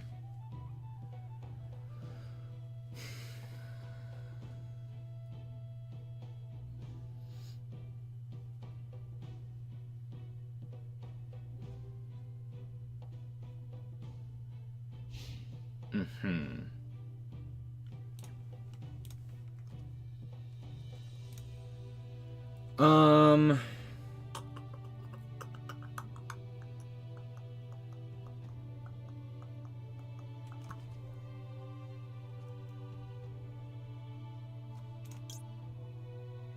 Yeah, we'll go Mudora here. We'll go 1, 2, 3.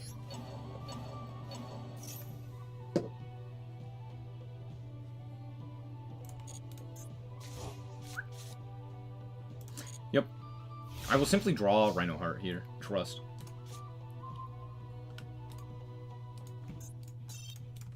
Unlucky.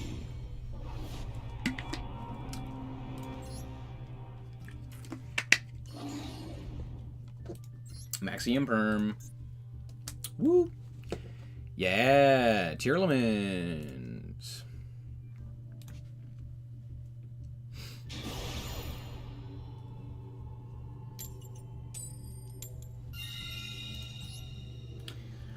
I probably should have drawn there. Hindsight's 20/20 though, right?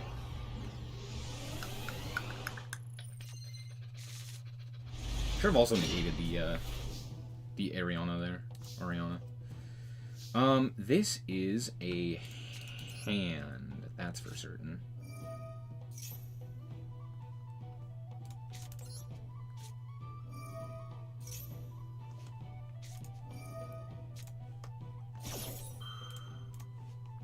What did they activate? Ash? Okay.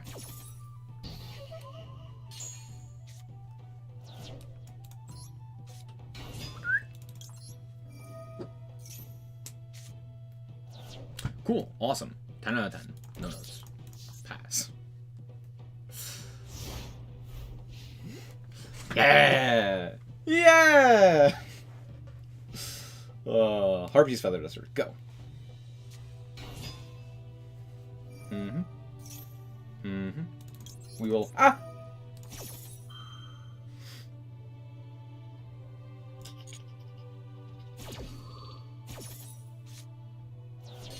Oh, those are good mills. Huh. They're not insane, but they are decent. We'll go 1, 2. Special Trick Clown.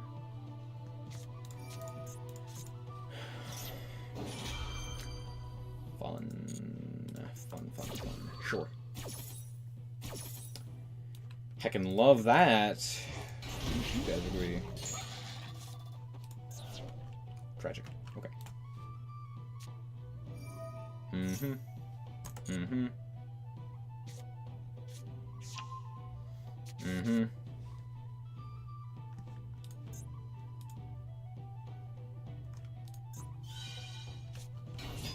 Mm-hmm.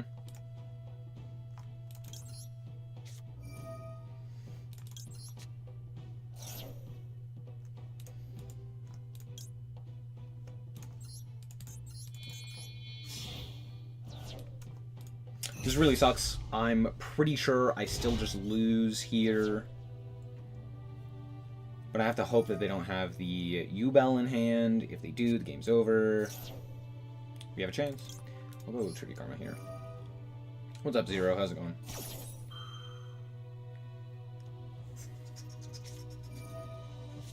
Okay. Of course. Maxi, Ash, every turn, full combo, through hand traps. Yeah, for sure. Pop off King. Okay, out comes this guy again. Nightmare Pain. Sure.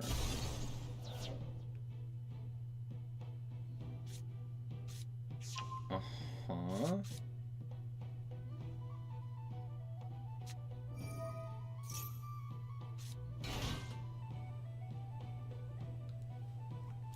Just brings back any zero.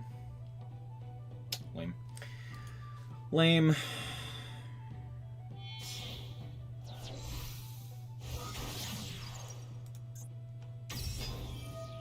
Any battle damage your opponent takes from battle involving this card is doubled. Probably should have put that in attack position.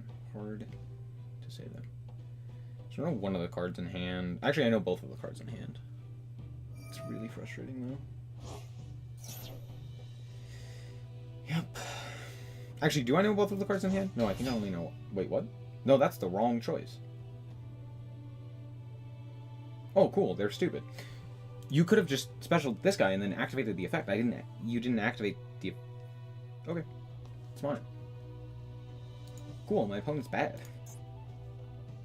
Yeah?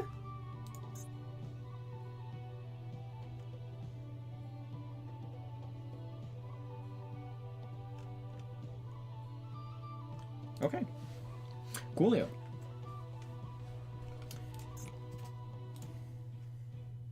Now what?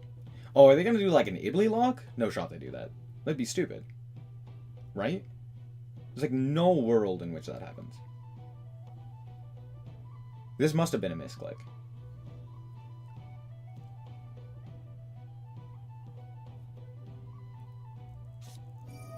Uh-huh. Yeah, special this guy. We go...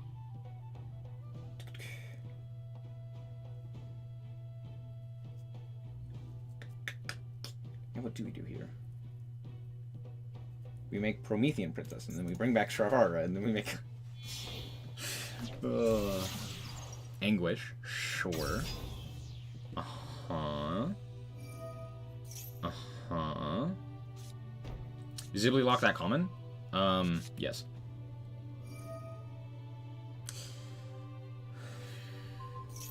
Uh-huh? Oh, right.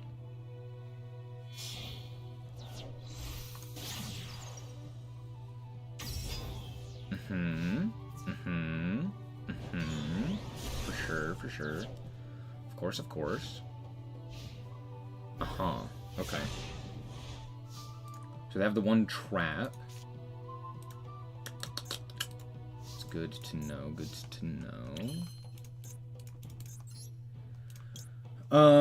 this has to just be sent to the grave? Yeah, if this card is sent to grave. This would lock me out of specials. Okay, I'm gonna switch this guy to attack. I'm gonna attempt to go to battle. Oh, good. They're stupid. Coolio. Yep. For sure. That is a choice from my opponent. Yep, Scream.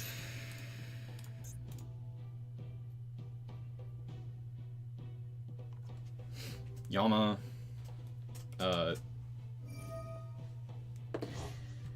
Yama... What is this one? It's just Unchained Soul of Rage. Rage. That's what it is.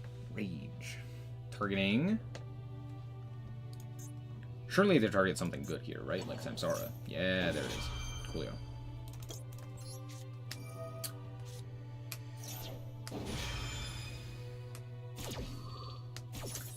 Happiness was linked off. It was not sent to grave via card effect.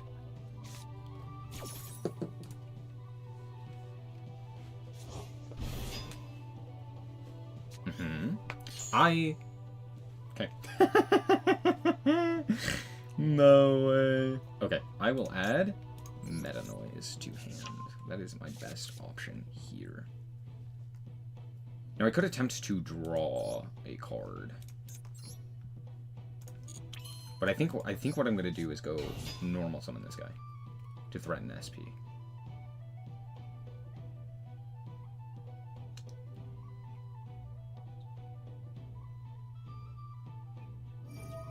Okay, coolio. Uh-huh. Okay. SP Little Knight? Sure. You're kidding! No! Please banish from my grave instead. It's fine. I will simply draw Sheeran here. Trust. Trust. I draw Sheeran. Shit. Alright. Make Typhon.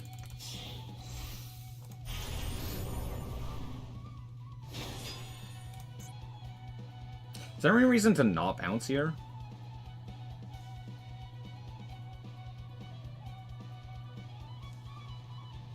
I guess just keep the material. There's no real point. I'm not really doing all that much damage.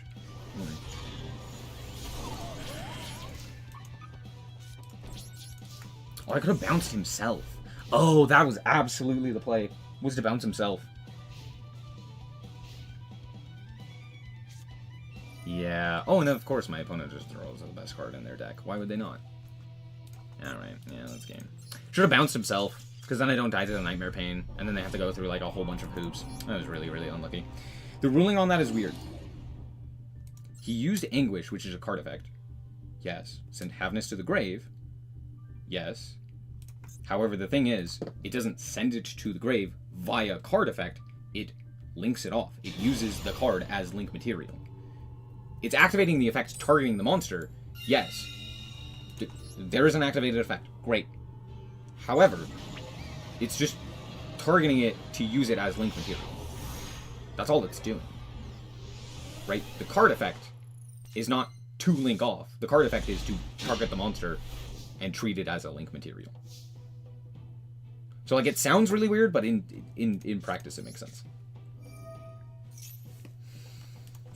This hand is fucking crazy, by the way.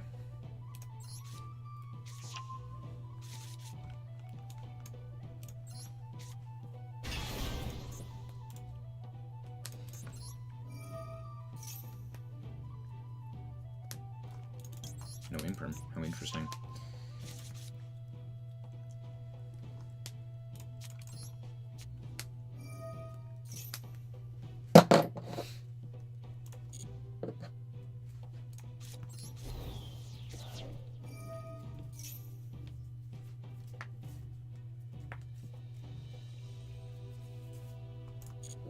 I'm pretty sure they have imperm here. So we'll add a Rhino. Normal Rhino. 1.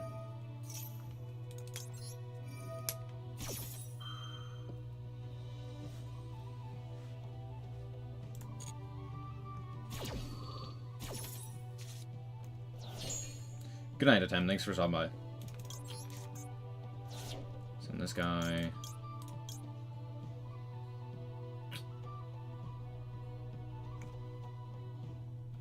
Yeah, we'll have this here.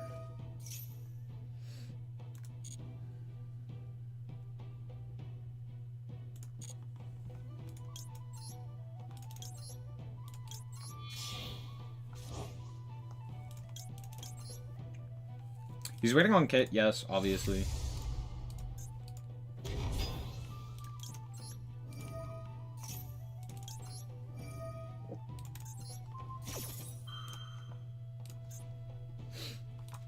And I know he's doing that. Good job. Bro didn't pay attention.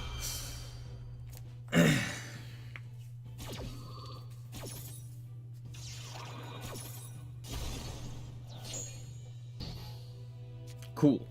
Yeah. Now I don't get my search. Oh no, whatever shall I do? Anyway, Mill fucking 5. Cool. Shiren. Because of course I had the Shiren as well. Why would I not have? Nice. Chain 1, Soliak. Chain 2, Shiren. Good night, Andy.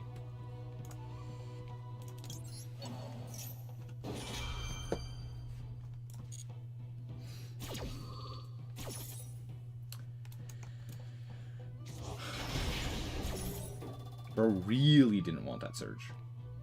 That's true, that's true. Cool, we make this guy. Should not have put you there. Why did I put you there? That's stupid. I can't go. Well, I know, I'm not playing cross sheet. I'm not playing cross sheet. Never mind, we're fine.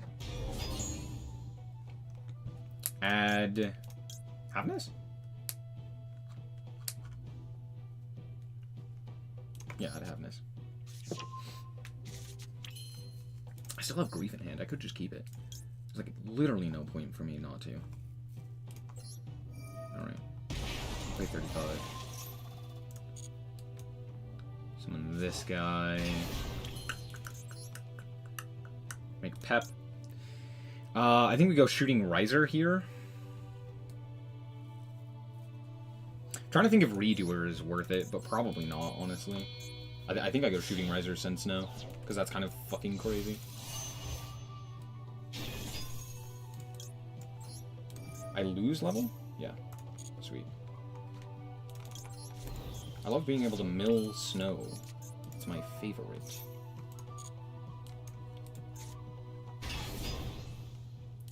I will banish Meta Noise.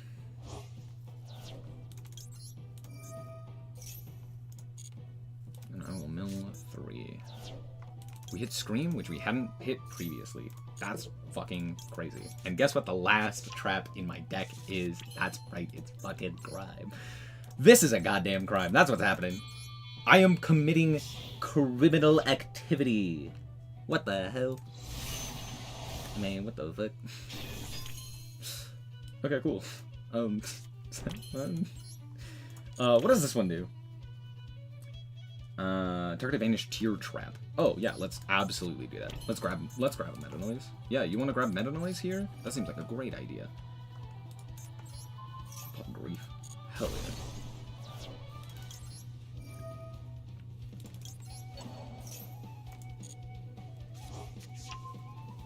The opponent just watching this is concerning. Yeah, I don't know how much it matters though.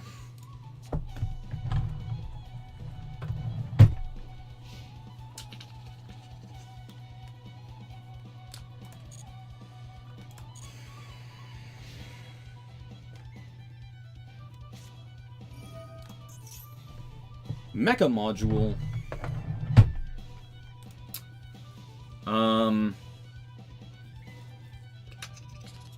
Sure. Yeah, that's fine. Of course it's Sky Striker, though. Why would it not be?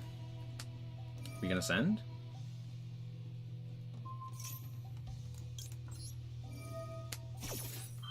Yeah, I'm gonna negate that, obviously.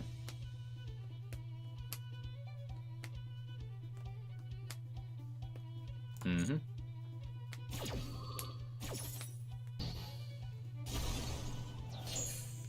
Oh, I was gonna say 3 evenly would do it. Yeah, I guess 3 evenly would do it. Rhoda! For sure. Pop off, King. Pop off, King.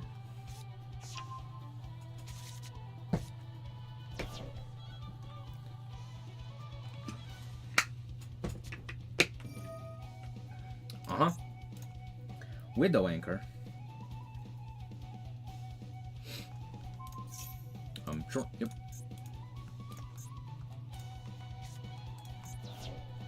Coolio, now my guy is negated. Smile. Scream. Ah! Mm-hmm. That's hilarious, by the way.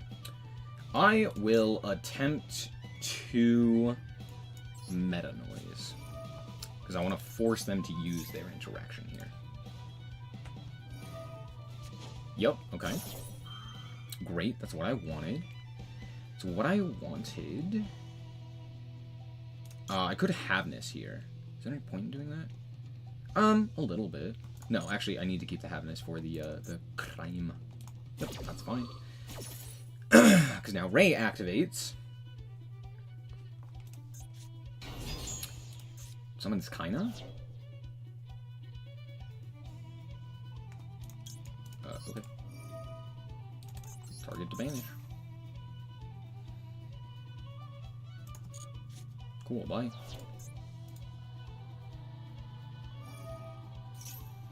Yeah. Let's not.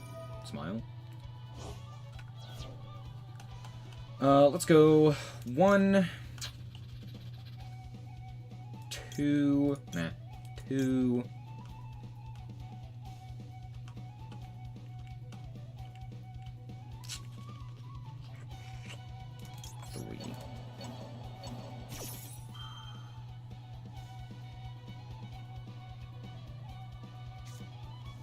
Imperm?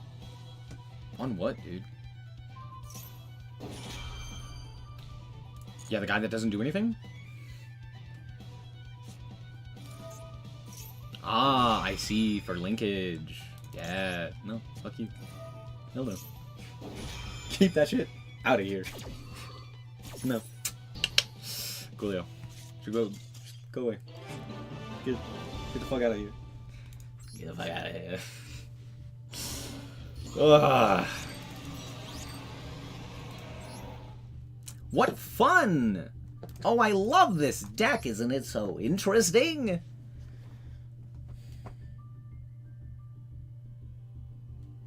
Sky Striker players have mental health issues, and I fear for their well-being. Did you see that deck? Did you see how shiny it was? Yikes. Yikes. Ew.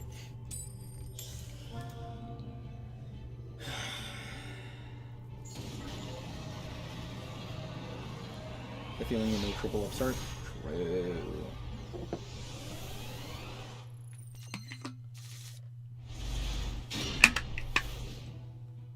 Wow, this hand's crazy, by the way. What the hell?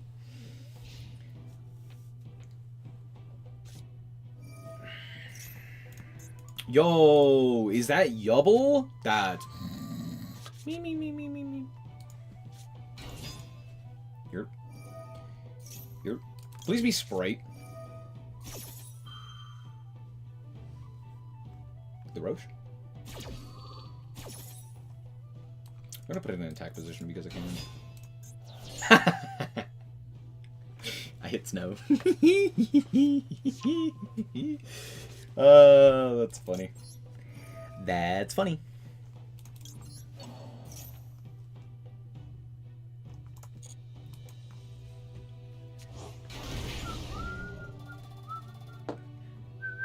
I always put this in the wrong zone, but I guess it doesn't really matter.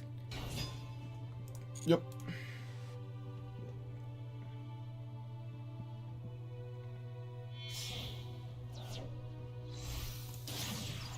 Yama.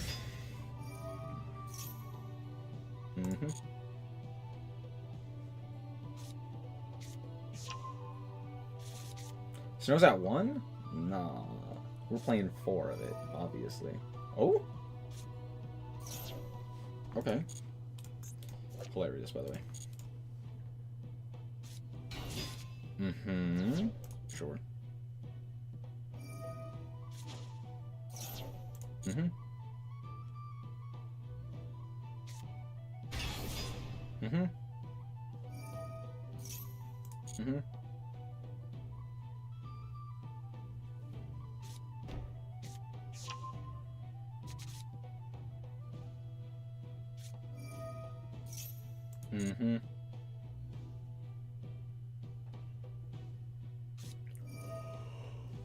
Yep.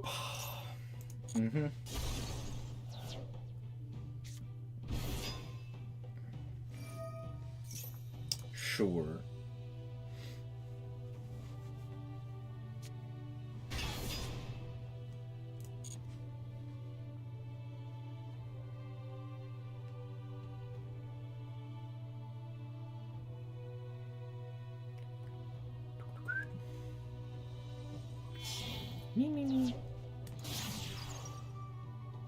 Oh, that's a choice. Uh-huh.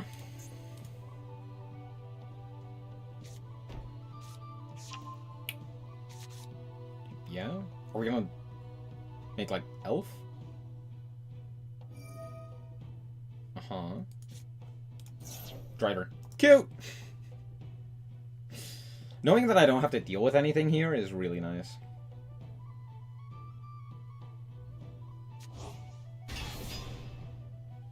Mm-hmm.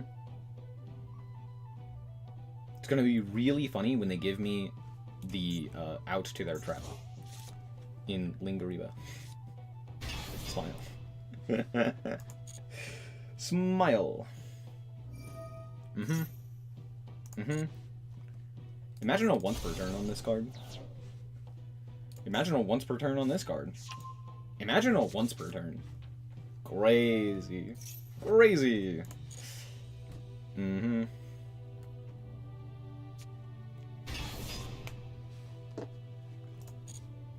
I guess they could make, like, SP here, which could be a bit of an issue. Yeah, I think that's likely what they're doing. Nope, they are bad. Nope. Of course it's not that one. It's never that one.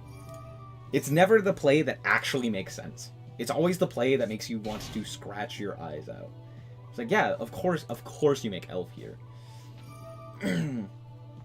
Please bring back the Idly. Yeah, dude. For fucking sure, dude.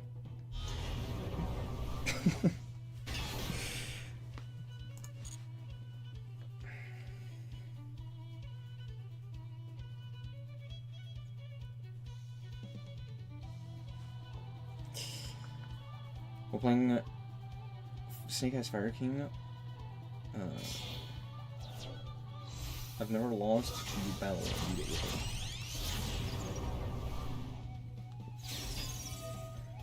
Mm-hmm. Why? What?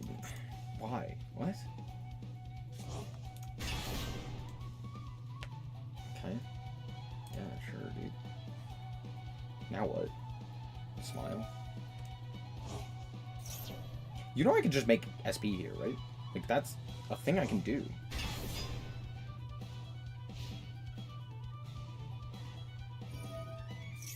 Okay, great.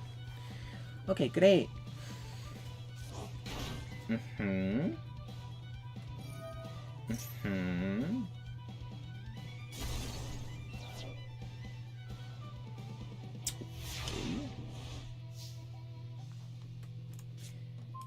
Sure. That's a pretty good draw. That is a pretty good one. They immediately gonna, like, pop a card? That'd be funny. Just, like, pop happiness. Uh-huh. Uh-huh. Okay, cool. Fucking get countered. Dipshit. Fuck you. That's why we play the Lingaribo! Yeah, yeah, bring it back. Absolutely. Yeah, for fucking sure. Yeah. Let's fucking go, dude. Let's heckin' go, dude.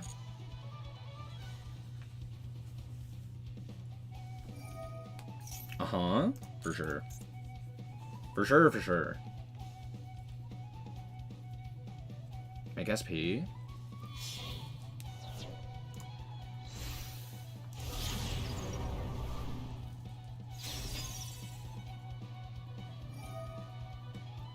Mm-hmm. They're gonna banish Happiness. Or if they're smart, they actually banish Snow. They're smart, they banish the Snow. Wow, that's crazy. Ably effect. Wait, hold on. You're giving it back? Oh, this is beyond comedic at this point. Hell yeah. Hell yeah. Cool. 2 materials. Nice. Awesome. 10 out of 10. No notes. No notes. SP Little Knight? Yeah? Smile? Trick Clown. Smile. Trick Clown effect.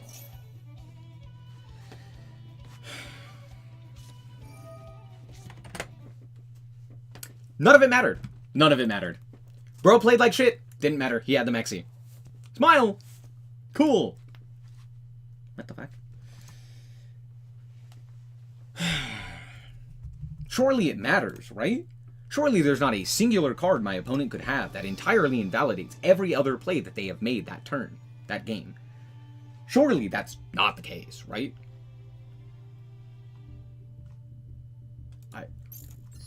Why even play Yu-Gi-Oh? Why even play? My opponent did nothing right that game.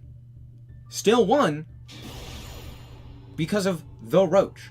No other reason. There was nothing else that they did properly. Or in like with a good idea and a coherent intention. There was nothing there that was like smart for my opponent. But of course, didn't matter. They still won. Smile. This hand's crazy, by the way. Ash? Now, could I have potentially played through the Maxi? Potentially. Is it worth it? No. Not for my sanity, not for yours. Okay, cool. Grab Rhino Heart. Normal Rhino Heart. Effective Rhino Heart. Ash? Ash there. Okay, sure. Sure, that is certainly a choice. I too like giving my opponent the best search in the game. Target this guy, and this guy. Synchro for this guy.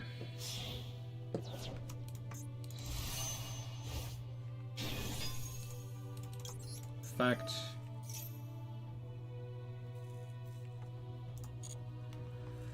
Send. What do I want to send here? I need to send a tier name. No, I don't. What do I want to send? I could send Keldo. I will send Keldo. We'll go tier cash. Special. Vanish. Mill. That's unbelievable comedy. Grab. Meta noise. You're a quick play synchro, right? Sweet. No, you specifically can't use the monster effect. That's why I didn't send, like, Sheeran. I was pretty sure it had that effect, but... This is why you normally send, like, Snow with it.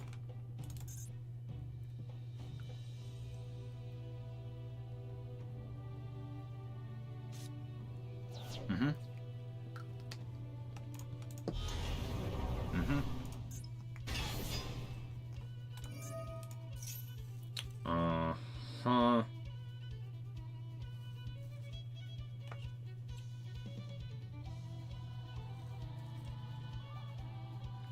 Sure. Yeah, that's fine.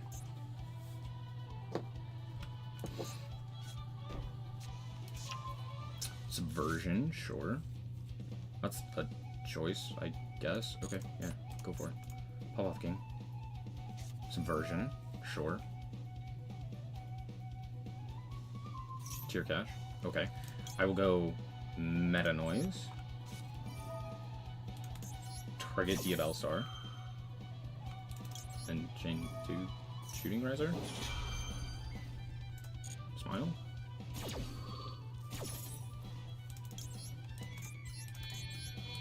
Bro doesn't realize that Shooting Riser was limited at one point, which happened and did nothing. It's the funniest shit imaginable, dude. Coolio, send Havness. Havness. Whee!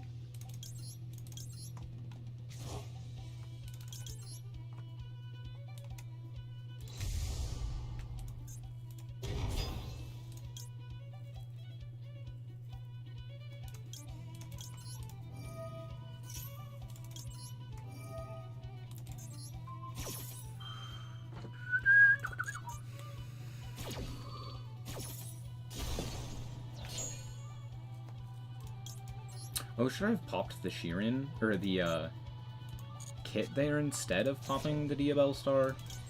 Probably.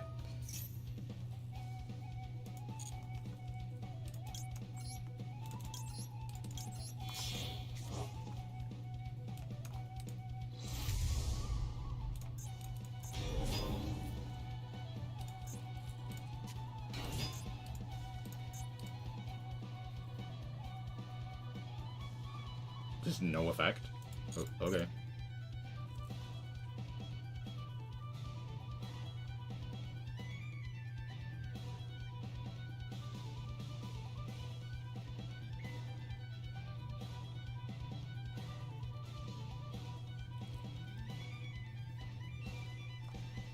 Now what? We've made it this far. Now what?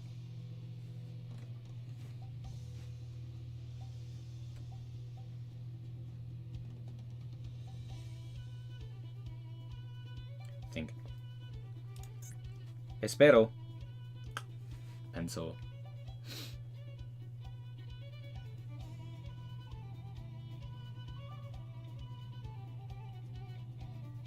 Yo, imagine if Volcanics could just pop itself. That'd be crazy. Just like normal summon this and then pop it. Then you're off to the races. Imagine an even better one-card combo. That'd be crazy. 1.5? No, you need a one-card combo. That combos with itself.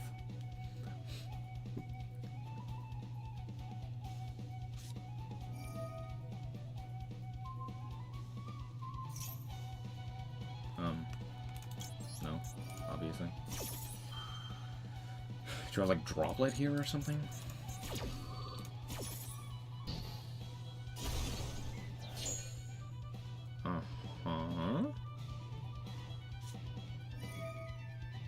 Yeah. Fucking no. What? The hell?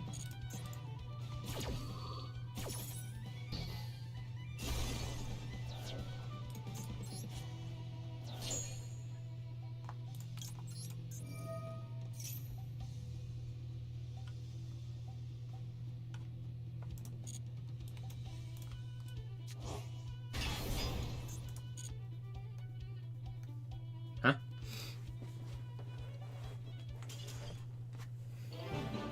Cool. Yeah.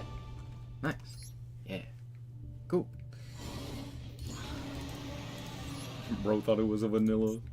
True.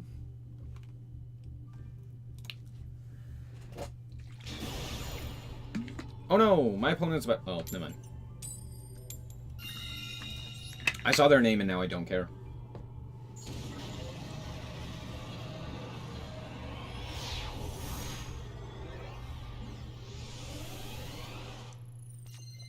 I feel like a better play would have just gone combat there. Like, I do have the shuffler, but, like, that's still a better play. Let's see, Mare.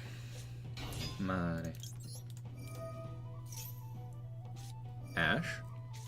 Terrible Ash Blossom. Horrible. Horrendous. 0 out of 10. No notes. Also, wrong Ash Blossom. Stupid. Man. No Maxi? Cool. Great. I think I go Rhino Heart there. Because I think I make a rank 4 as well, which is kind of crazy if you ask me. What was my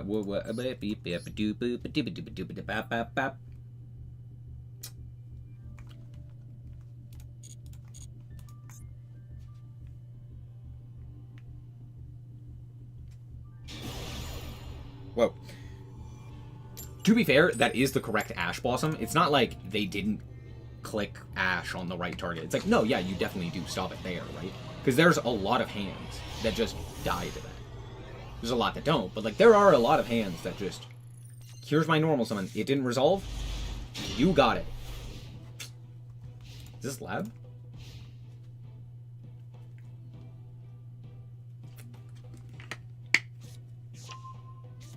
No. It's not. Luckily I have Droplet here. So even if they do the whole, rigmarole of, Ibly, we could just send it to grave. I'm gonna go to the bathroom. I'll be back. Never Ash Rhino? They always have more gas in their hand? I mean, if Ash is your only target, yeah, no, you 1000% Ash the Rhino. That's 1000% the target. Actually, even if you have other things, you still Ash the Rhino. That's still the best target. Right? Because, like, that does the whole combo. Are you gonna Ash Kit? No, you don't Ash Kit. Ashing Kit doesn't do anything. Right? You Ash Rhino.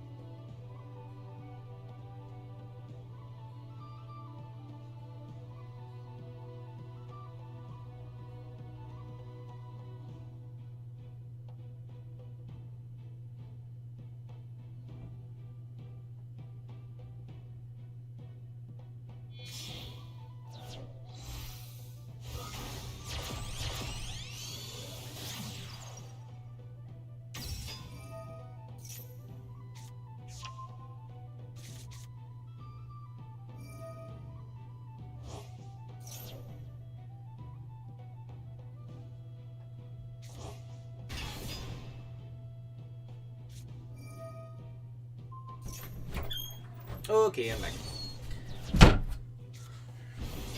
Oh.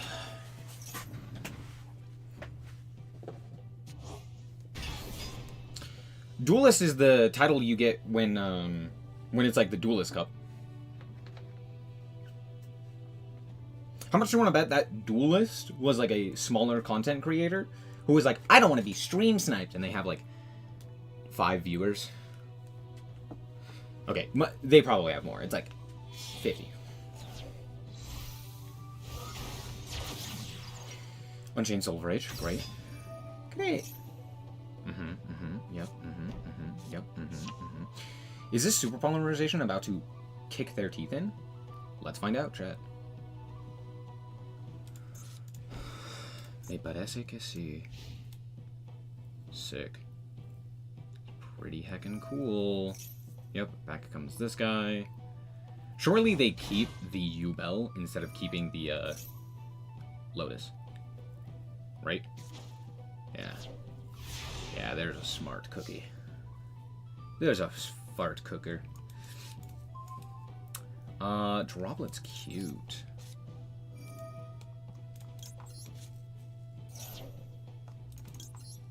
Give me that shit.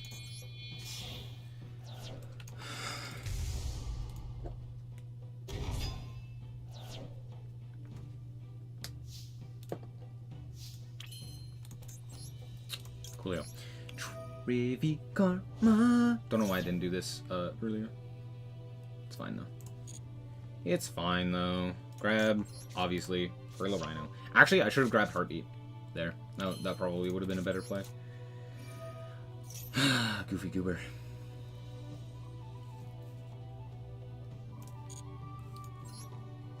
Add Rhino.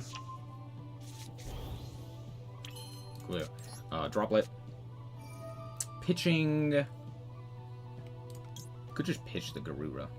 I don't really care about this.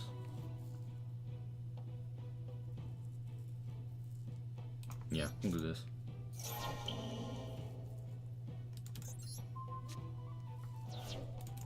Go, do you have called by?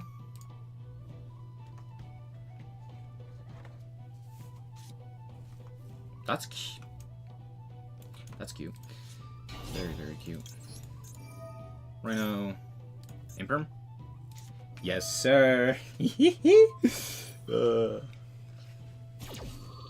Yes, sir. Yes, sir. I knew it. Fucking knew it. Damn, that's great. Do you have Maxi as last card? Hell yeah. Hell yeah. Build rate? Yeah! Let's go! Let's fucking go. Shiren. What are we making here? Muddy Mud? Mud Dragon's actually not terrible here. But I think it's obviously Kit. I think it's obviously Kit Kalos. Put back the Rhino Heart here. Unless last card in hand is a hand trap, then this is the correct play.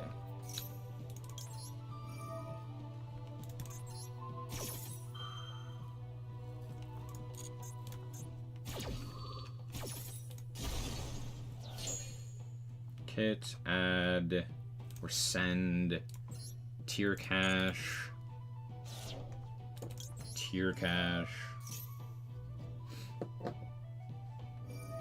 Yama. Special summon a Fade. Yeah, we'll do this. We'll go 1, 2, 3. Is it 3 that I care about? Actually,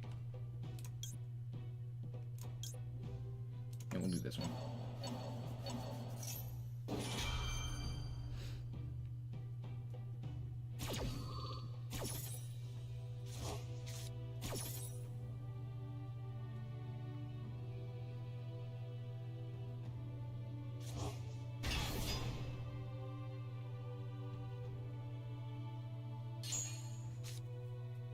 That's hilarious. That's a really good hit. That's a good one. Cool. Cool. Alright, we'll go Kit here.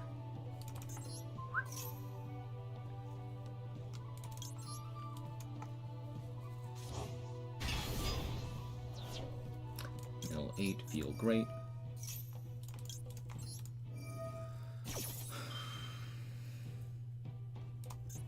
I simply hit Halfness here, trust. No, I didn't. No, I didn't. Lame. Lame. Tragic.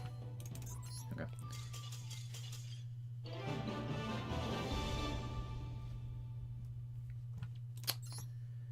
I can make like Dugaris there, which isn't terrible. Oh, I clicked the wrong button. Yeah, I could have made like Dugaris.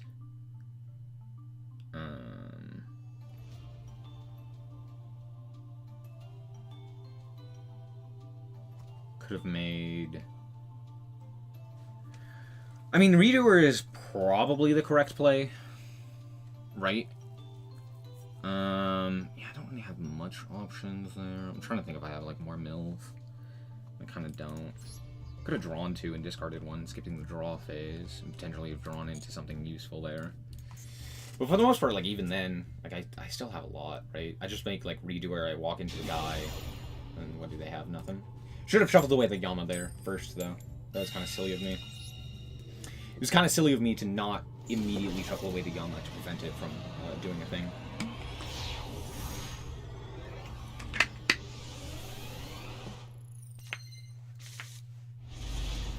This is a hand that does exist. We're going to start here with the Rhoda, see if they have anything. They allow us to resolve. Okay, cool. Grab Rhino Heart. Coolio. Normal Sea Mare. Imperm? No. Because they have the Roach.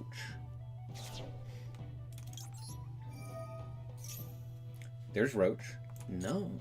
How very interesting. Very, very interesting.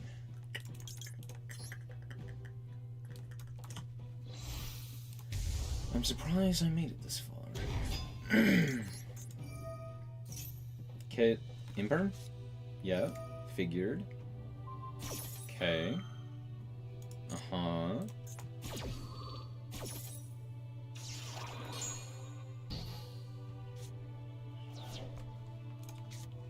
I go Foolish Burial here for...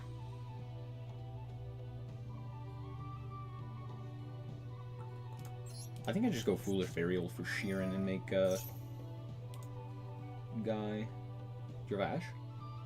You do. Okay. Okay. I guess we're just passing. It's not the greatest, but it's not the worst knowing that they don't have Ash. I'll activate the effect because it's funny.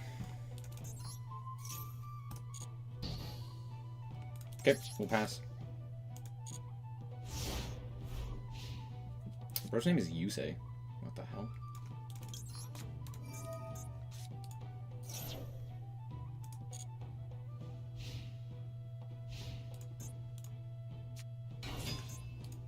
Based! Based.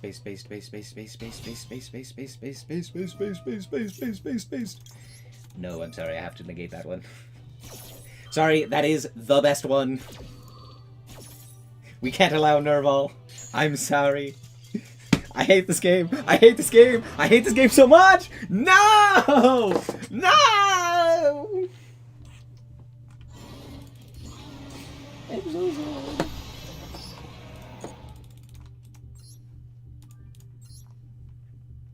Please tell me this is based. Please tell me there's not like Horus in here or something. It's gotta be cool. It's gotta be cool. Please be interesting. It's fucking based! Let's go! I mean, it's Tri Brigade. It's always based, but let's go! It's Sprite Tri Brigade. Let's go! I'm so sad, but come on. No, the rank up game. Sadly, he's playing a bunch of shiny cards, which are nasty, but other than that, it's cool. Oh. Hell yeah, dude. Hell yeah. If his deck wasn't shiny, this would be really cool. I'm glad people are playing this deck, though. Tragically, he bricked. But I think, okay, here's the issue. 2 Kit, 2 Kairos. You gotta play 3 Kit.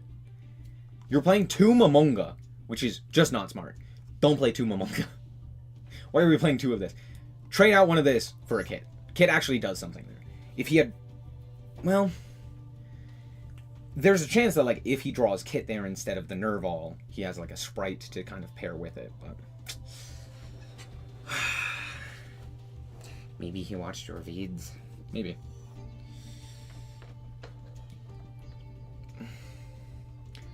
Other than that, I don't love DD Crow, but I really don't hate it. I think it's actually pretty good right now. So all things considered, like, yeah, as a hand trap, it's not bad. Honestly, yeah, this is just a good list. Nice, clean 40. The only issue I have is playing 2 Momonga instead of 2 Kit.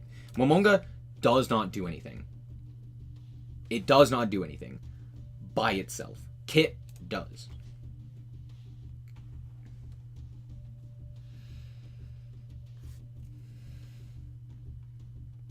What? Why did I watch what? Why did I say what? Who's what? What? Why did I read whose message like Igor?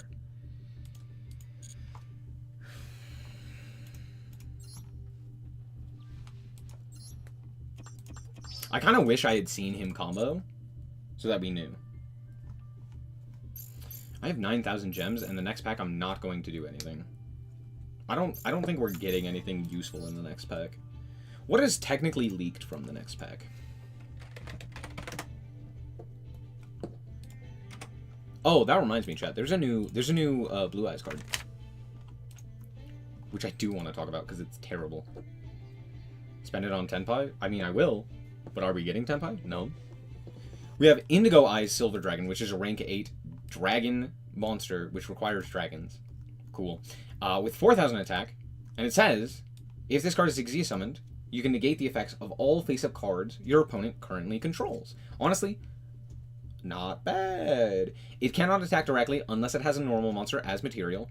Cringe. And you can detach a material and target a normal monster in your grave or banishment and special summon it, and it gains 1,000 attack. Cool. Here's what I'm going to say. It's terrible. This sounds, like, in theory, this sounds pretty good. Right? Because you're like, oh, you get to negate all the stuff when it's XZ summoned, and then you like OTK, right? In practice, this does nothing.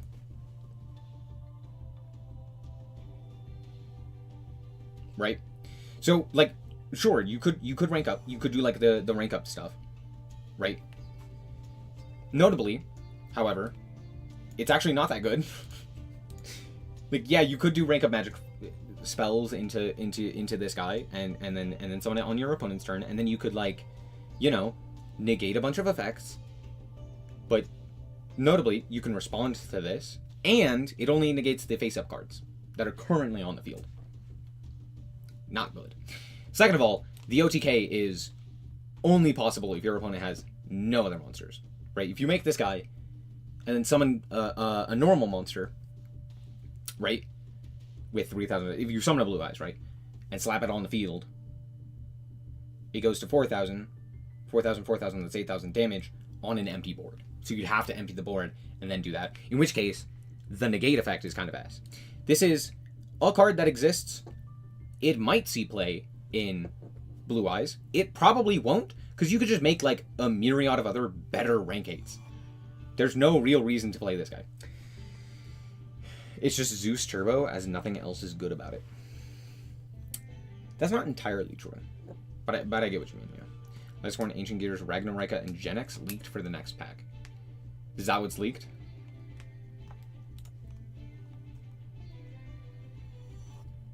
Aroma, Ragnarika, Ancient Gear, theoretically. I don't know where you're getting Lightsworn and Gen X from. Is that... Oh, I want to show you guys this. Let me pull this up.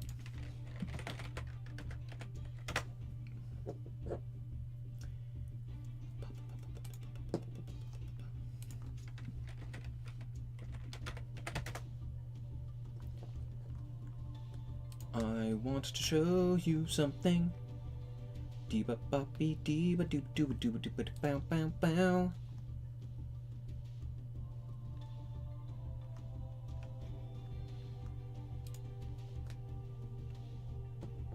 Okay. I want to show you this because it's very, very funny.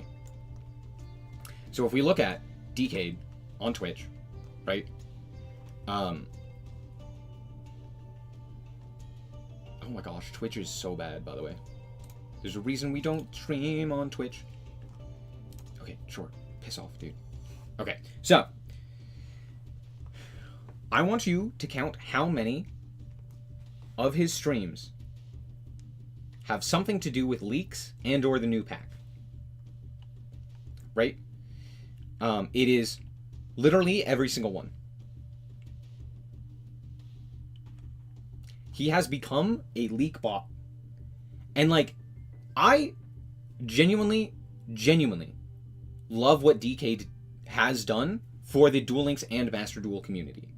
He is a phenomenal resource, and his team is incredible. His stream looks like it sucks ass. He's been very accurate. That is, yeah, okay.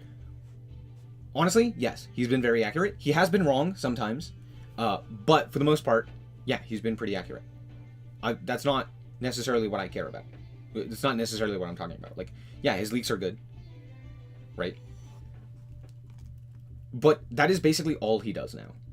And he's done, like, he hosts tournaments all the time. He has, like, high quality content that he can make. I've seen it. He does really interesting, like, formats and discussions and stuff like that. And he's just stopped doing that.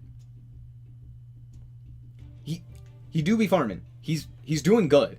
But, like, he used to make really fun content. He really did. His stuff was really fun. It was really entertaining. And, like, he's an entertaining guy. He can stream for 8 hours and be entertaining the entire time. It's great. But, like, it's, I don't know. Oh, I guarantee it increases views. It's just one of those things where it's like, that is like all he talks about. Right? If we check his YouTube, it's the same. Right? It's either that or, like, tournament highlights, which are fine. But, again, he used to make... Anyway. And this is, again, I'm not hating on him. I still think his content is good.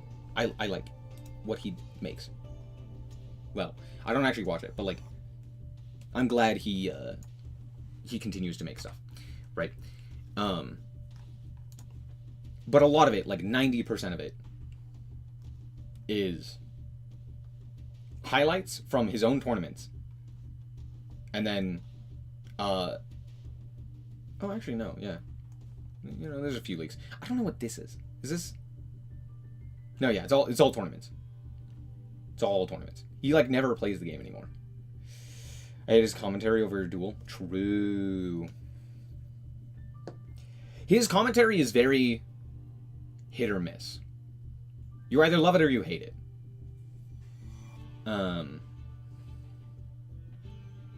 7 win streak, by the way. That to get top 5. That's it. He just got a 7 win streak. Hilarious, by the way. Anyway. Nuclear new ban list is out for the TCG. Rip Fiendsmith. Bro, this... Wait, hold on. No shot you titled it this. No way that's what he titled this. Hilarious, by the way. Anyway. Yeah, I never see him play the game anymore. Which is sad, because he's, like, really good at both Master Duel and Duel Links. And I would love to continue to see him play the game. Anyway.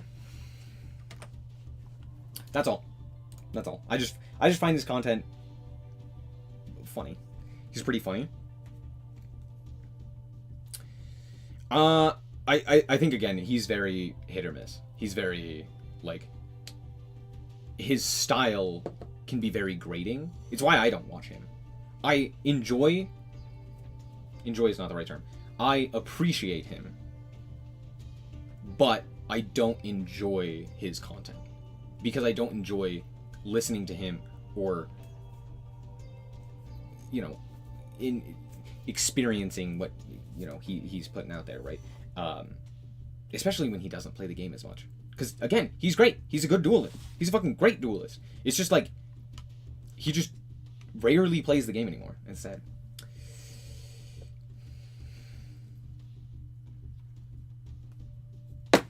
Yeah, he always tests, like, new decks. But, yeah, I don't know. It just feels like most of his content is the tournaments, which it's fine, but it's not as fun. Anyway, we're getting Ragnarika and we're getting Ancient Gear, maybe Aroma. I don't know if we're getting anything else. Probably not. That seems to be it. I don't know. But again, he is a pioneer with his resources. You know, Master Duel meta, Duel Links meta, even Yu-Gi-Oh meta is like a really good website. His streams are events, right? Similar to like Jinxie, if you know the Rainbow Six Siege streamer. He was like really big for a hot second. Jinxie is like each one of his streams were like events kind of thing. And that feels very similar to like DK. Or like Ludwig, I think is a better example, right? Where it's like when bro streams, it's a good amount of content, right? It is an event. It is something you show up to, right? Which I think is cool. Very different from like my style where I'm like, oh, I'm here every day and we're just going to play the game. We're just going to have fun, right? I do watch his stream in mute. It's better. That's funny. That's so mean, but it is funny. Yeah, I don't know. I don't know. He's good, but he's also bad. But he's also just like it. Yeah, he does his thing and it works and it's good. And it's yeah. I don't know. It's just kind of funny to see like where his content has kind of evolved to, and it's more specifically his streams that I noticed was like, oh, it's just new packs, leaks, new stuff. And it's also one of those things where it's like, I've noticed I've also gotten like really high amount of views when I talk about the leaks as well. I don't like talking about them because most of the time it's inconsequential, right? Most of the time when we actually know what's coming, we know what's coming. There's nothing to talk about, right? And like, that is also one of those things where it's like, well, I'm not the person who's getting the direct leaks, right? But even with that being said, it's like, I can speculate and I have a general idea as to what's likely to show up, right? Especially now, right? Like I made a video not too long ago discussing like what was... Actually, I don't know if I posted that video. Never mind, forget I said anything. But yeah, for the most part, it's like the Yu-Gi-Oh community, well, more specifically the Yu-Gi-Oh Master Duel community, cares immensely about what is in the next pack. They're like, what's in the next pack? What's new? What's this new thing? And I don't know. It's just gaming in general, where people are like, I want the next thing now. I want the next thing now. I want you to change this now. Like, I've noticed League of Legends has patches, has changes to the game every 2 weeks, right? They release a patch that changes different characters, different items, different whatever it may be, every 2 weeks. And people will consistently complain about something that has been meta or top tier for like a singular patch. And that whole time that patch is out, people will complain about it. And I feel like that is very similar just across the board in gaming, where people are like, I'm not having fun with this right now, at this very second, and it is brand new, get rid of it. And they do not, enjoy anything at all that is new, right? They just don't give it a chance. They're like, I hate it, get it out of here. I hate it, get it out of here. And it's frustrating. Because everything just moves so quickly that, like, you can't really hone in on anything. There's nothing to really, like, grab your attention and keep it. It's all just snappy responses, snappy changes, quick, new idea, move from one thing to the next, and it's like, bro, let me just fucking play StarCraft for a second and sit down with a metagame that is just the same shit over and over and over again for decades. Right? Maybe I don't want that, but, like, at the very least, give me more time in between patches, more time in between new content. I don't know. It's just a very, like, old school style of thinking where it's like, I don't want a new thing showing up every 2 weeks. I want a new thing showing up every, like, 6 months. I gave you Bell a chance, but get it out of here. I'm over it now. Fair.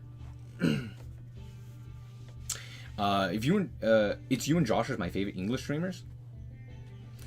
Tatsuku and that old man in Kaiba costume for Japan. No idea who you're talking about. As someone who does not speak Japanese, I don't know anything that's going on over there. I do root for Arbori Diavolo, as he's actually a good player. True. Especially Josh, we share the same love for Runic. I do love Runic, I just don't play it as much because I don't enjoy playing Runic decks as much. But I think it's cool. Age of Mythology got a remake recently. Been seeing how top players play the game. I do want to play that game. That game looks really cool. I've seen very little about it. And I know that they changed the voice acting, which is wild. As someone who grew up playing Age of Mythology, like, all of the time, I have every single voice actor and, like, every single voice line fucking hard-coded into my brain. So it was weird, like, seeing that, and also seeing, like, the different angles and, like, artwork and stuff like that in the cinematics. Anyway. Konami gets money from new content. Yes. That makes sense. I get it. You gotta release new cards, etc. But, with that being said, I do prefer having more larger ban lists, but over a larger period of time.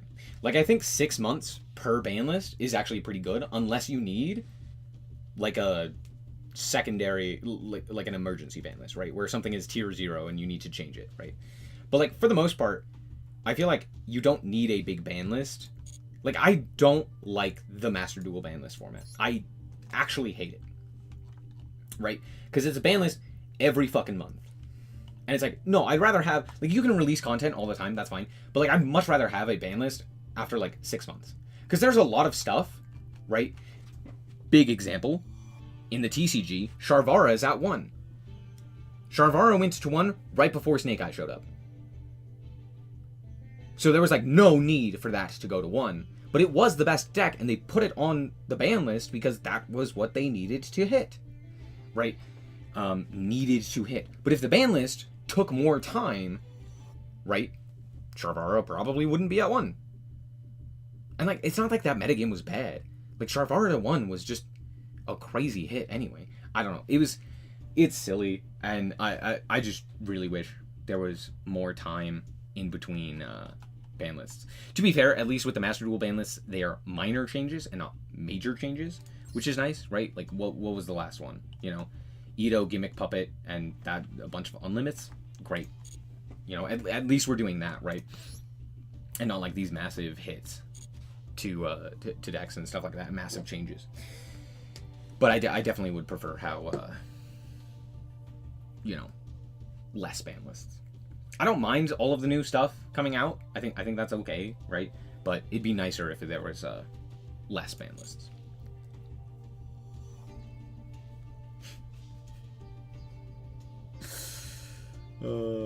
Personally, I hate how Master Duel is months behind IRL. I agree, that is annoying. They did add some new gods, units, and upgrades to the remake, so I'm playing around with it. Ooh. Also, god powers are no longer one use. I did see that. I did see that they were not one use. They just cost favor after the first activation, which is nuts. That is kind of crazy.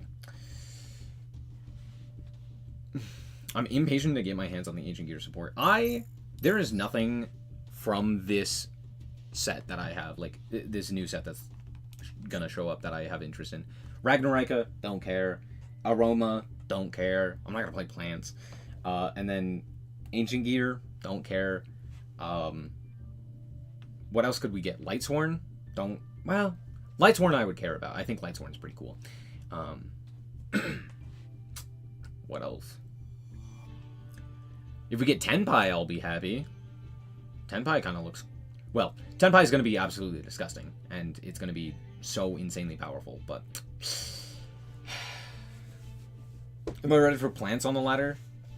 Ready? No.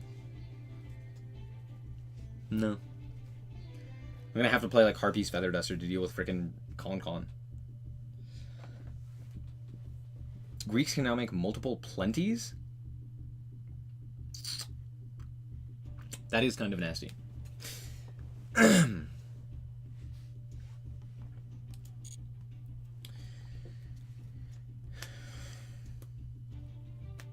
Did you increase in cost each time you use a god power, though? I'd have to see the system itself to see whether or not I like it. Because all in all, I haven't... Like, I literally have only seen, like, the bare minimum of gameplay. Like, I've seen very, very minor stuff. I've seen a few cutscenes, and I've seen some gameplay, none with god powers. Right? So, there's that. And I saw, like, some of the testing that they did. Anyway, I'm going to get out of here.